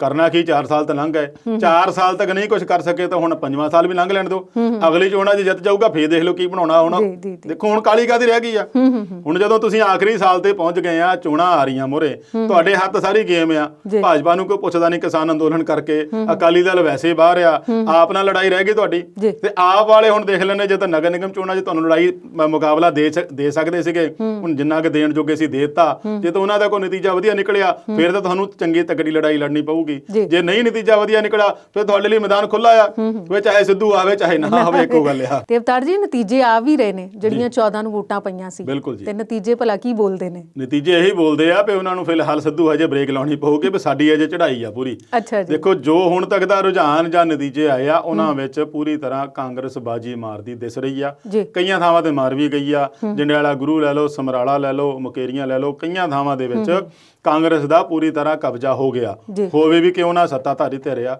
ਪੂਰਾ ਡੰਡਾ ਵੀ ਚਲਾਇਆ ਉਹਨਾਂ ਨੇ ਸਖਤੀ ਮਤਲਬ ਗੁੰਡਾਗਰਦੀ ਟਾਈਪ ਸਖਤੀ ਵੀ ਕੀਤੀ ਆ ਤੇ ਉਧਰ ਜਿਹੜਾ ਕਿਸਾਨੀ ਅੰਦੋਲਨ ਦਾ ਅਸਰ ਵੀ ਇਸ ਚੋਣ ਨਤੀਜਿਆਂ ਤੇ ਦਿਸੂਗਾ ਕਿਉਂਕਿ ਸ਼ੁਰੂ ਤੋਂ ਆਪਾਂ ਕਹਿ ਰਹੇ ਸੀਗੇ ਵੀ ਕਿਸਾਨ ਅੰਦੋਲਨ ਦਾ ਕੀ ਅਸਰ ਦਿਖਦਾ ਆ ਉਹ ਨਤੀਜਿਆਂ ਤੋਂ ਬਾਅਦ ਪਤਾ ਲੱਗੂ ਵੀ ਵਾਕਿਆ ਹੀ ਅਸਰ ਕਰ ਗਿਆ ਕਿਉਂਕਿ ਭਾਜਪਾ ਵਾਲਿਆਂ ਨੂੰ ਉਮੀਦਵਾਰ ਨਹੀਂ ਮਿਲੇ ਜੇ ਮਿਲੇ ਤਾਂ ਉਹ ਆਜ਼ਾਦ ਖੜ ਗਏ ਉਹਨਾਂ ਦੇ ਵਿੱਚੋਂ ਕਈ ਜਿੱਤੇ ਆ ਕਈਆਂ ਦੇ ਅਜੇ ਰਿਜ਼ਲਟ ਚੱਲਦੇ ਪਏ ਆ ਥੋੜੇ ਸਮੇਂ ਦੇ ਵਿੱਚ ਸਾਰਾ ਪੋਜੀਸ਼ਨ ਕਲੀਅਰ ਹੋ ਜਾਣੀ ਆ ਫਿਰ ਵੀ ਕੁੱਲ ਮਿਲਾ ਕੇ ਜਿਹੜੀ ਕਾਂਗਰਸ ਦੀ ਲੱਤ ਉੱਪਰ ਆ ਉਹਨਾਂ ਦੀ ਬਾਜੀ ਪੂਰੀ ਤਰ੍ਹਾਂ ਮਾਰ ਚੁੱਕੇ ਆ ਤਾਂ ਇਸ ਵੇਲੇ ਕਈਆਂ ਨਿਗਮਾਂ ਦੇ ਉੱਤੇ ਕੌਂਸਲਾਂ ਤੇ ਪੰਚਾਇਤਾਂ ਦੇ ਉੱਤੇ ਕਾਂਗਰਸ ਦੇ ਹੀ ਜਿਹੜੇ ਆ ਪ੍ਰਧਾਨ ਬਣਨੇ ਤੈਅ ਹੀ ਆ ਸਮਝੋ ਤੇ ਗੱਲ ਕਰੀਏ ਚਾਈਨਾ ਦੀ ਚਾਈਨਾ ਹਜੇ ਪਹੁੰਚਣਾ ਨਹੀਂ ਪਰ ਚਾਈਨਾ ਦੀ ਡੋਰ ਨੇ ਇੱਥੇ ਇੰਨਾ ਰਫੜ ਪਾਇਆ ਕਿ ਕਈ ਛੋਟੇ ਬੱਚਿਆਂ ਦੀਆਂ ਜਾਨਾਂ ਗਈਆਂ ਈਵਨ ਸੜਕ ਤੇ ਚੱਲਦੇ ਹੋਏ ਟ੍ਰੈਫਿਕ ਤੁਸੀਂ 2 ਵੀਲਰਸ ਤੇ ਹੋ ਤਾਂ ਫਿਰ ਉਹ ਤੁਹਾਨੂੰ ਵੀ ਉੱਥੇ ਨੁਕਸਾਨ ਪਹੁੰਚਾਉਂਦੀ ਹੈ ਦੇਖੋ ਮੈਂ ਇਹਦੇ ਲਈ ਥੋੜਾ ਜਿਹਾ ਪਿਛੋਕੜ ਜੇ ਜਾਊਂਗਾ ਪ੍ਰਧਾਨ ਮੰਤਰੀ ਸਾਹਿਬ ਨੇ ਭਾਸ਼ਣ ਦੌਰਾਨ ਬੜੇ ਸਖਤ ਲਹਿਜੇ 'ਚ ਕਿਹਾ ਸੀਗਾ ਵੀ ਬਾਲ ਵਿਵਾਹ ਕਾਨੂੰਨ ਕਿਸੇ ਨੇ ਮੰਗਿਆ ਸੀ ਬਣਾਤਾ ਟ੍ਰਿਪਲ ਤਲਾਕ ਕਿਸੇ ਨੇ ਮੰਗਿਆ ਸੀ ਬਣਾਤਾ ਤੇ ਹੁਣ ਚਾਈਨਾ ਡੋਰ ਬਾਰੇ ਵੀ ਤਾਂ ਕੋਈ ਮੰਗਦਾ ਨਹੀਂ ਕਾਨੂੰਨ ਇਹਦੇ ਲਈ ਬਣਾ ਦੇਣ ਕੁਛ ਸਖਤੀ ਨਾਲ ਕਾਨੂੰਨ ਬਣਾ ਦੇਣ ਵੀ ਚਾਈਨਾ ਡੋਰ ਨਹੀਂ ਵਰਤਣੀ ਚਾਹੀਦੀ ਨਹੀਂ ਵਿਕਣੀ ਚਾਹੀਦੀ ਜੇ ਤੁਸੀਂ ਚਾਈਨਾ ਦੇ ਐਪਾਂ ਤੇ ਪਾਬੰਦੀ ਲਾ ਸਕਦੇ ਆ ਤਾਂ ਤੁਹਾਡੇ ਤੋਂ ਹਜੇ ਤੱਕ ਚਾਈਨਾ ਡੋਰ ਤੇ ਪਾਬੰਦੀ ਨਹੀਂ ਲੱਗ ਸਕੀ ਕਈਆਂ ਸਾਲਾਂ ਤੋਂ ਆਪਾਂ ਦੇਖ ਰਹੇ ਆ ਹਰੇਕ ਸਾਲ ਜਦੋਂ ਬਸੰਤ ਆਉਂਦੀ ਆ ਜਾਂ ਪਤੰਗਬਾਜ਼ੀ ਦਾ ਸਮਾਂ ਆਉਂਦਾ ਉਦੋਂ ਹੀ ਚਾਈਨਾ ਡੋਰ ਦੀ ਇਹ ਗੱਲ ਪ੍ਰਚਲਿਤ ਹੁੰਦੀ ਆ ਵੀ ਲੈ ਵੀ ਚਾਈਨਾ ਡੋਰ ਆ ਗਈ ਕਿੱਥੋਂ ਆਉਂਦੀ ਆ ਕਿਵੇਂ ਆਉਂਦੀ ਆ ਕਿੱਦਾਂ ਆਉਂਦੀ ਆ ਇਹ ਤਾਂ ਸਰਕਾਰ ਨੇ ਦੇਖਣਾ ਜਦ ਆਪਾਂ ਹੋਰ ਚੀਜ਼ਾਂ ਤੇ ਪਾਬੰਦੀ ਲਾਉਨੇ ਆ ਤੇ ਇਸ ਜਿਹੜੀ ਮੇਨ ਆ ਜਿਹੜੀ ਕਿ ਜਾਨਲੇਵਾ ਸਾਬਤ ਹੋ ਰਹੀ ਆ 2-3 ਦਿਨਾਂ ਦੇ ਵਿੱਚ ਹੀ 3-4 ਬੱਚਿਆਂ ਦੇ ਨੌਜਵਾਨਾਂ ਦੀ ਜਾਨਾਂ ਚਲ ਗਈਆਂ ਬੜੀ ਹੈਰਾਨੀਜਨਕ ਔਰ ਬੜੀ ਦੁਖਦਾਈ ਗੱਲ ਹੁੰਦੀ ਆ ਜਦੋਂ ਇਹੋ ਜਿਹੀ ਕੋਈ ਬੱਚੇ ਦੀ ਜਾਂ ਇਸ ਤਰੀਕੇ ਨਾਲ ਪਤੰਗਬਾਜ਼ੀ 'ਚ ਮੌਤ ਹੋ ਜਾਂਦੀ ਆ ਦੇਖੋ ਹਾਈ ਵੋਲਟੇਜ ਤਾਰ ਦੇ ਵਿੱਚ ਲਪੇਟ 'ਚ ਆ ਗਿਆ ਜਲੰਧਰ 'ਚ ਸੰਗਰੂਰ ਧੂਰੀ ਰੋਡ ਦੇ ਉੱਤੇ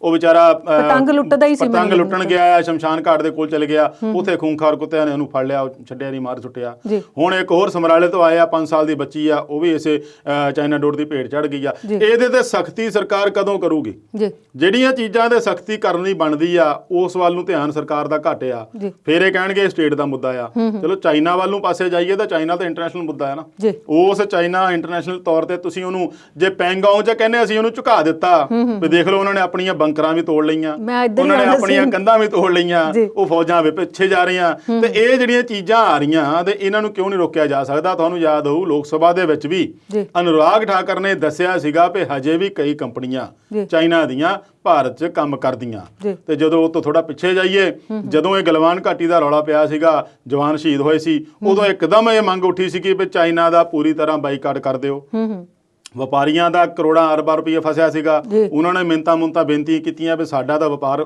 ਖਤਮ ਹੋ ਜਾਣਾ ਤੇ ਹਾਲੇ ਰੁਕ ਜਾਓ ਕੁਛ ਲਪੇਟ ਲਿਆ ਸੀਗਾ ਇਹਨਾਂ ਨੇ ਕੁਛ ਬਾਕੀ ਰਹਿੰਦਾ ਸੀਗਾ ਉਹ ਠੰਡੇ ਬਸਤੇ 'ਚ ਪਾਤਾ ਹੁਣ ਨਵੇਂ ਤੋਂ ਨਵੇਂ ਜਦੋਂ ਹੁਣ ਤੁਸੀਂ ਦੇਖਦੇ ਆ ਵੀ ਜਦੋਂ ਕਿਤੇ ਕੋਈ ਚੋਣਾਂ ਹੁੰਦੀਆਂ ਉਧਰ ਨੂੰ ਧੱਕ ਦਿੰਦੇ ਆ ਉਧਰਲੇ ਪਾਸੇ ਨੂੰ ਲੋਕਾਂ ਦਾ ਧਿਆਨ ਡਾਇਵਰਟ ਕਰ ਦਿੰਦੇ ਆ ਨਾ ਇਹਨਾਂ ਨੂੰ ਬੇਰੋਜ਼ਗਾਰੀ ਦਾ ਕੋਈ ਫਿਕਰ ਆ ਨਾ ਇਹਨਾਂ ਨੂੰ ਇਹੋ ਜਿਹੀਆਂ ਸਮਾਜਿਕ ਗੱਲਾਂ ਦਾ ਕੋਈ ਫਿਕਰ ਆ ਵੀ ਇਦਾਂ ਦੀਆਂ ਗੱਲਾਂ ਕਿਉਂ ਹੋ ਰਹੀਆਂ ਚਾਈਨਾ ਡੋਰ ਦੇ ਨਾਲ ਇਕਲੌਤੇ ਬੱਚੇ ਕਿਸੇ ਦੇ ਮਰ ਰਹੇ ਆ ਕੋਈ ਨੌਜਵਾਨ ਆ ਕੋਈ ਵੱਡੀ ਉਮਰ ਦੇ ਵਿੱਚ ਜਿਹੜੇ ਉਹ ਵੀ ਸ਼ਿਕਾਰ ਹੋ ਰਹੇ ਆ ਇੱਧਰ ਸਰਕਾਰ ਦਾ ਧਿਆਨ ਜ਼ਰੂਰ ਜਾਣਾ ਚਾਹੀਦਾ ਆ ਬਹੁਤ ਦੇਰ ਹੋ ਗਈ ਆ ਇਸ ਸਮੱਸਿਆ ਨੂੰ ਹੋਰ ਵੱਧਦੇ ਫੁੱਲਦੇ ਦੇਖਦੇ ਆ ਅਵਤਾਰ ਜੀ ਚਾਈਨਾ ਡੋਰ ਤੇ ਪਾਬੰਦੀ ਲੱਗਣੀ ਚਾਹੀਦੀ ਅਸੀਂ ਸਾਰੇ ਚਾਹੁੰਦੇ ਆ ਪਰ ਇਸ ਵੇਲੇ ਕਿਤੇ ਪਾਬੰਦੀ ਲਾਉਣ ਦੀ ਤਿਆਰੀ ਵਿੱਚ ਨੇ ਜੇਪੀ ਨੱਡਾ ਤੇ ਅਮਿਤ ਸ਼ਾਹ ਦੇਖੋ ਪਰਮਿੰਦਰ ਜੀ ਇਸ ਵੇਲੇ ਜੇ ਆਪਾਂ ਦੇਖੀਏ ਤਾਂ ਸਰਕਾਰ ਵੀ ਕਿਸਾਨਾਂ ਦੀ ਮਹਾਪੰਚਾਇਤ ਤੋਂ ਪਰੇਸ਼ਾਨ ਆ ਜੀ ਔਰ ਉਹਨਾਂ ਸੂਬਿਆਂ ਦੇ ਵਿੱਚ ਹੋ ਰਹੀ ਆ ਜਿੱਥੇ ਆਉਣ ਵਾਲੇ ਸਮੇਂ 'ਚ ਚੋਣਾਂ ਆ ਹਰਿਆਣੇ ਨੂੰ ਛੱਡ ਕੇ ਯੂਪੀ 'ਚ ਵੀ ਚੋਣਾਂ ਹੋਣੀਆਂ ਆ ਜੀ ਉੱਥੇ ਤਾਂ ਲੋਕ ਸਭਾ ਸੀਟਾਂ ਆਪਾਂ ਕਈ ਵਾਰੀ ਗੱਲ ਕਰ ਚੁੱਕੇ ਹਾਂ, ਬਹੁਤ ਜ਼ਿਆਦਾ ਆ। ਪੰਜਾਬ ਹਰਿਆਣਾ ਨੂੰ ਛੱਡਦੀ ਹੈ ਤਾਂ ਯੂਪੀ ਲਈ ਤਾਂ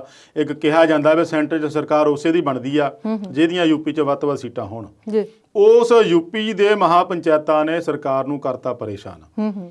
ਉਹਦੇ ਸੰਬੰਧ ਵਿੱਚ ਪਹਿਲਾਂ ਅਮਿਤ ਸ਼ਾਹ ਨੇ ਤੇ JP ਨੱਡਾ ਨੇ ਹਰਿਆਣਾ, ਯੂਪੀ, ਇਹਨਾਂ ਦੇ ਜਿਹੜੇ ਭਾਜਪਾ ਆਗੂ ਆ ਰਾਜਸਥਾਨ ਵਾਲਿਆਂ ਦੇ ਵੀ, ਇਹਨਾਂ ਨਾਲ ਗੱਲਬਾਤ ਕੀਤੀ, ਮੀਟਿੰਗ ਕੀਤੀ ਆ, ਚਰਚਾ ਕੀਤੀ ਆ ਵੀ ਹੁਣ ਜਿਹੜਾ ਮਾਮਲਾ ਕਿੱਧਰ ਨੂੰ ਜਾ ਰਿਹਾ। ਕਿਉਂਕਿ ਜੋ ਇਕੱਠ ਉੱਥੇ ਹੋ ਰਿਹਾ ਉਹ ਹੁਣ ਕਿਸਾਨ ਆ ਸਾਰੇ ਹੀ, ਤੇ ਇਹਦੇ ਵਿੱਚ ਆਪਾਂ ਪਿੱਛੇ ਦੇਖਿਆ ਸੀ ਵੀ ਕਈ ਜਾਟ ਜਿਹੜੇ 18 ਜ਼ਿਲ੍ਹਿਆਂ ਦੇ ਉਹ ਭਾਜਪਾ ਨੂੰ ਛੱਡ ਗਏ ਸੀਗੇ।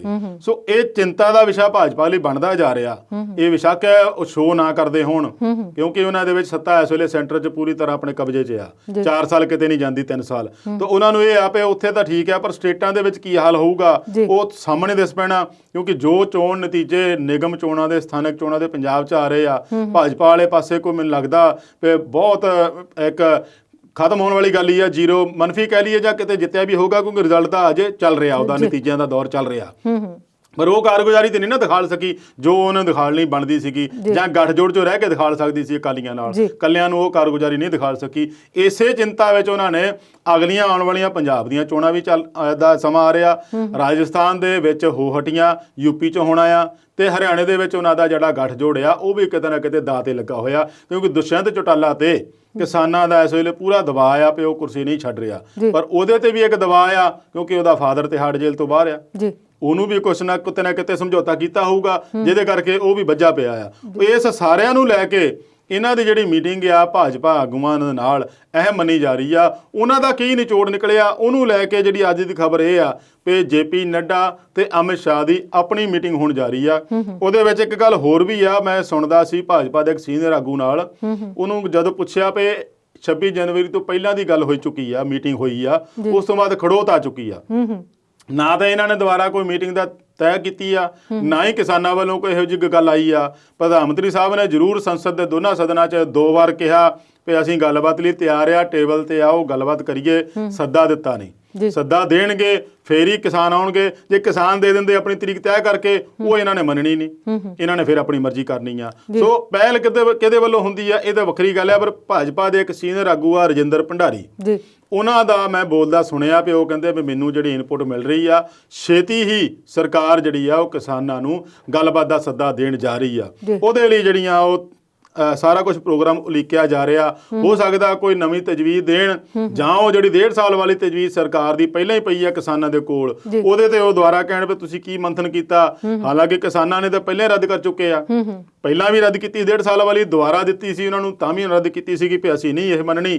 ਉਹਨੂੰ ਅੱਗੇ ਗਾਹਾਂ ਕਿੱਦਾਂ ਤੋਰਦੇ ਆ, ਉਹਦੇ ਲਈ ਕੋਈ ਹੋਰ ਰਣਨੀਤੀ ਕੀ ਬਣਾਉਂਦੇ ਆ, ਉਹਨੂੰ ਲੈ ਕੇ ਜਿਹੜੀ ਸਰਕਾਰ ਦੇ ਵਿੱਚ ਘੁਸਰ ਮੁਸਰ ਜਾਂ ਮੀਟਿੰਗਾਂ ਦਾ ਦੌਰ ਸ਼ੁਰੂ ਹੋ ਗਿਆ ਆ। ਇਸ ਤੋਂ ਇਹ ਲੱਗਦਾ ਵੀ ਆਉਣ ਵਾਲੇ ਦਿਨਾਂ ਦੇ ਵਿੱਚ ਜਲਦੀ ਕੋਈ ਗੱਲਬਾਤ ਦੀ ਆਸ ਵੱਝ ਸਕਦੀ ਆ, ਕਿਉਂਕਿ ਇੱਕ ਤਾਂ ਮੌਸਮ ਦਾ ਚੇਂਜ ਹੋ ਰਿਹਾ ਤੇ ਕਿਸਾਨਾਂ ਨੂੰ ਵੀ ਉੱਥੇ ਆਪਣੀ ਜਦੋਜਹਿਦ ਕਰਨੀ ਪੈ ਰਹੀ ਆ। ਗਰਮੀ ਬੜੀ ਪੈਂਦੀ ਹੁੰਦੀ ਆ, ਦਿੱਲੀ 'ਚ ਗਰਮੀ ਬਹੁਤ ਜ਼ੋਰ ਹੁੰਦਾ, ਤੇ ਉਹਦੇ ਲਈ ਉਹਨਾਂ ਨੂੰ ਉਸ ਤਰੀਕੇ ਨਾਲ ਆਪਣਾ ਸਹੂਲਤਾਂ ਵੀ ਦੇਣੀਆਂ ਪੈਣੀਆਂ, AC ਵੀ ਲਾਉਣੇ ਪੈਣੇ ਆ, ਹੋਰ ਵੀ ਕਈ ਕੁਛ ਹੁੰਦਾ ਆ। ਪਰ ਉੱਥੇ ਦੇ ਹਾਲਾਤ ਜਿਹੜੇ ਦੱਸਦੇ ਆ ਵੀ ਉੱਥੇ ਬਹੁਤਾ ਸਹੂਲਤਾਂ ਪਹਿਲਾਂ ਸਿਆਲ ਕਰਕੇ ਇੰਨੀਆਂ ਨਹੀਂ ਸੀਗੀਆਂ, ਉਹ ਚੱਲ ਜਿੰਨਾ ਕੁ ਸਮਾਂ ਲੰਘ ਗਿਆ, ਪਰ ਆਉਣ ਵਾਲੇ ਸਮੇਂ 'ਚ ਹੋਰ ਵੱਧ ਸਹੂਲਤਾਂ ਵੀ ਮਿਲਣੀਆਂ, ਉਹਨਾਂ ਨੂੰ ਦੇਣੀਆਂ ਪੈਣਗੀਆਂ। ਸਰਕਾਰ ਨੂੰ ਵੀ ਇਹ ਚਾਹੁੰਦੀ ਆ ਵੀ ਜੇ ਚੋਣਾਂ ਤੋਂ ਪਹਿਲਾਂ ਜਿਵੇਂ ਟਕੈਤ ਨੇ ਐਲਾਨ ਕੀਤਾ ਵੀ ਅਕਤੂਬਰ ਤੱਕ ਚੱਲੇਗਾ, ਤਾਂ ਅਕਤੂਬਰ ਤੋਂ ਪਹਿਲਾਂ ਇਹਨਾਂ ਦਾ ਇਹ ਕੋਸ਼ਿਸ਼ ਆ ਵੀ ਹੋ ਸਕਦਾ ਸ਼ਾਇਦ ਕੋਈ ਰਸਤਾ ਵਿੱਚੋਂ ਨਿਕਲ ਆਵੇ। ਇਹਨੂੰ ਲੈ ਕੇ ਮੀਟਿੰਗਾਂ ਦਾ ਦੌਰ ਜਿਹੜਾ ਸਰਕਾਰ ਦੇ ਵਿੱਚ ਚੱਲ ਰਿਹਾ ਜੀ। ਤੇ ਅਵਤਾਰ ਜੀ, ਮੁੱਦੇ ਤਾਂ ਹੋਰ ਵੀ ਨੇ, ਪਰ ਇਸ ਵੇਲੇ ਇਸ਼ਾਰਾ ਹੋ ਗਿਆ ਪ੍ਰੋਗਰਾਮ ਨੂੰ ਖਤਮ ਕਰਨਾ ਹੈ। ਸੋ ਸਟੂਡੀਓ 'ਚ ਆਉਣ ਲਈ, ਆਪਣੇ ਵਿਚਾਰ ਸਾਂਝੇ ਕਰਨ ਲਈ ਤੁਹਾਡਾ ਬਹੁਤ-ਬਹੁਤ ਧੰਨਵਾਦ। ਧੰਨਵਾਦ ਜੀ। ਸੋ ਦਰਸ਼ਕਾਂ ਦਾ ਵੀ ਧੰਨਵਾਦ ਕਰਦੇ ਹਾਂ ਅੱਜ ਦੇ ਇਹ ਸਿਲਸਿਲੇ ਨਾਲ ਜੁੜਨ ਲਈ।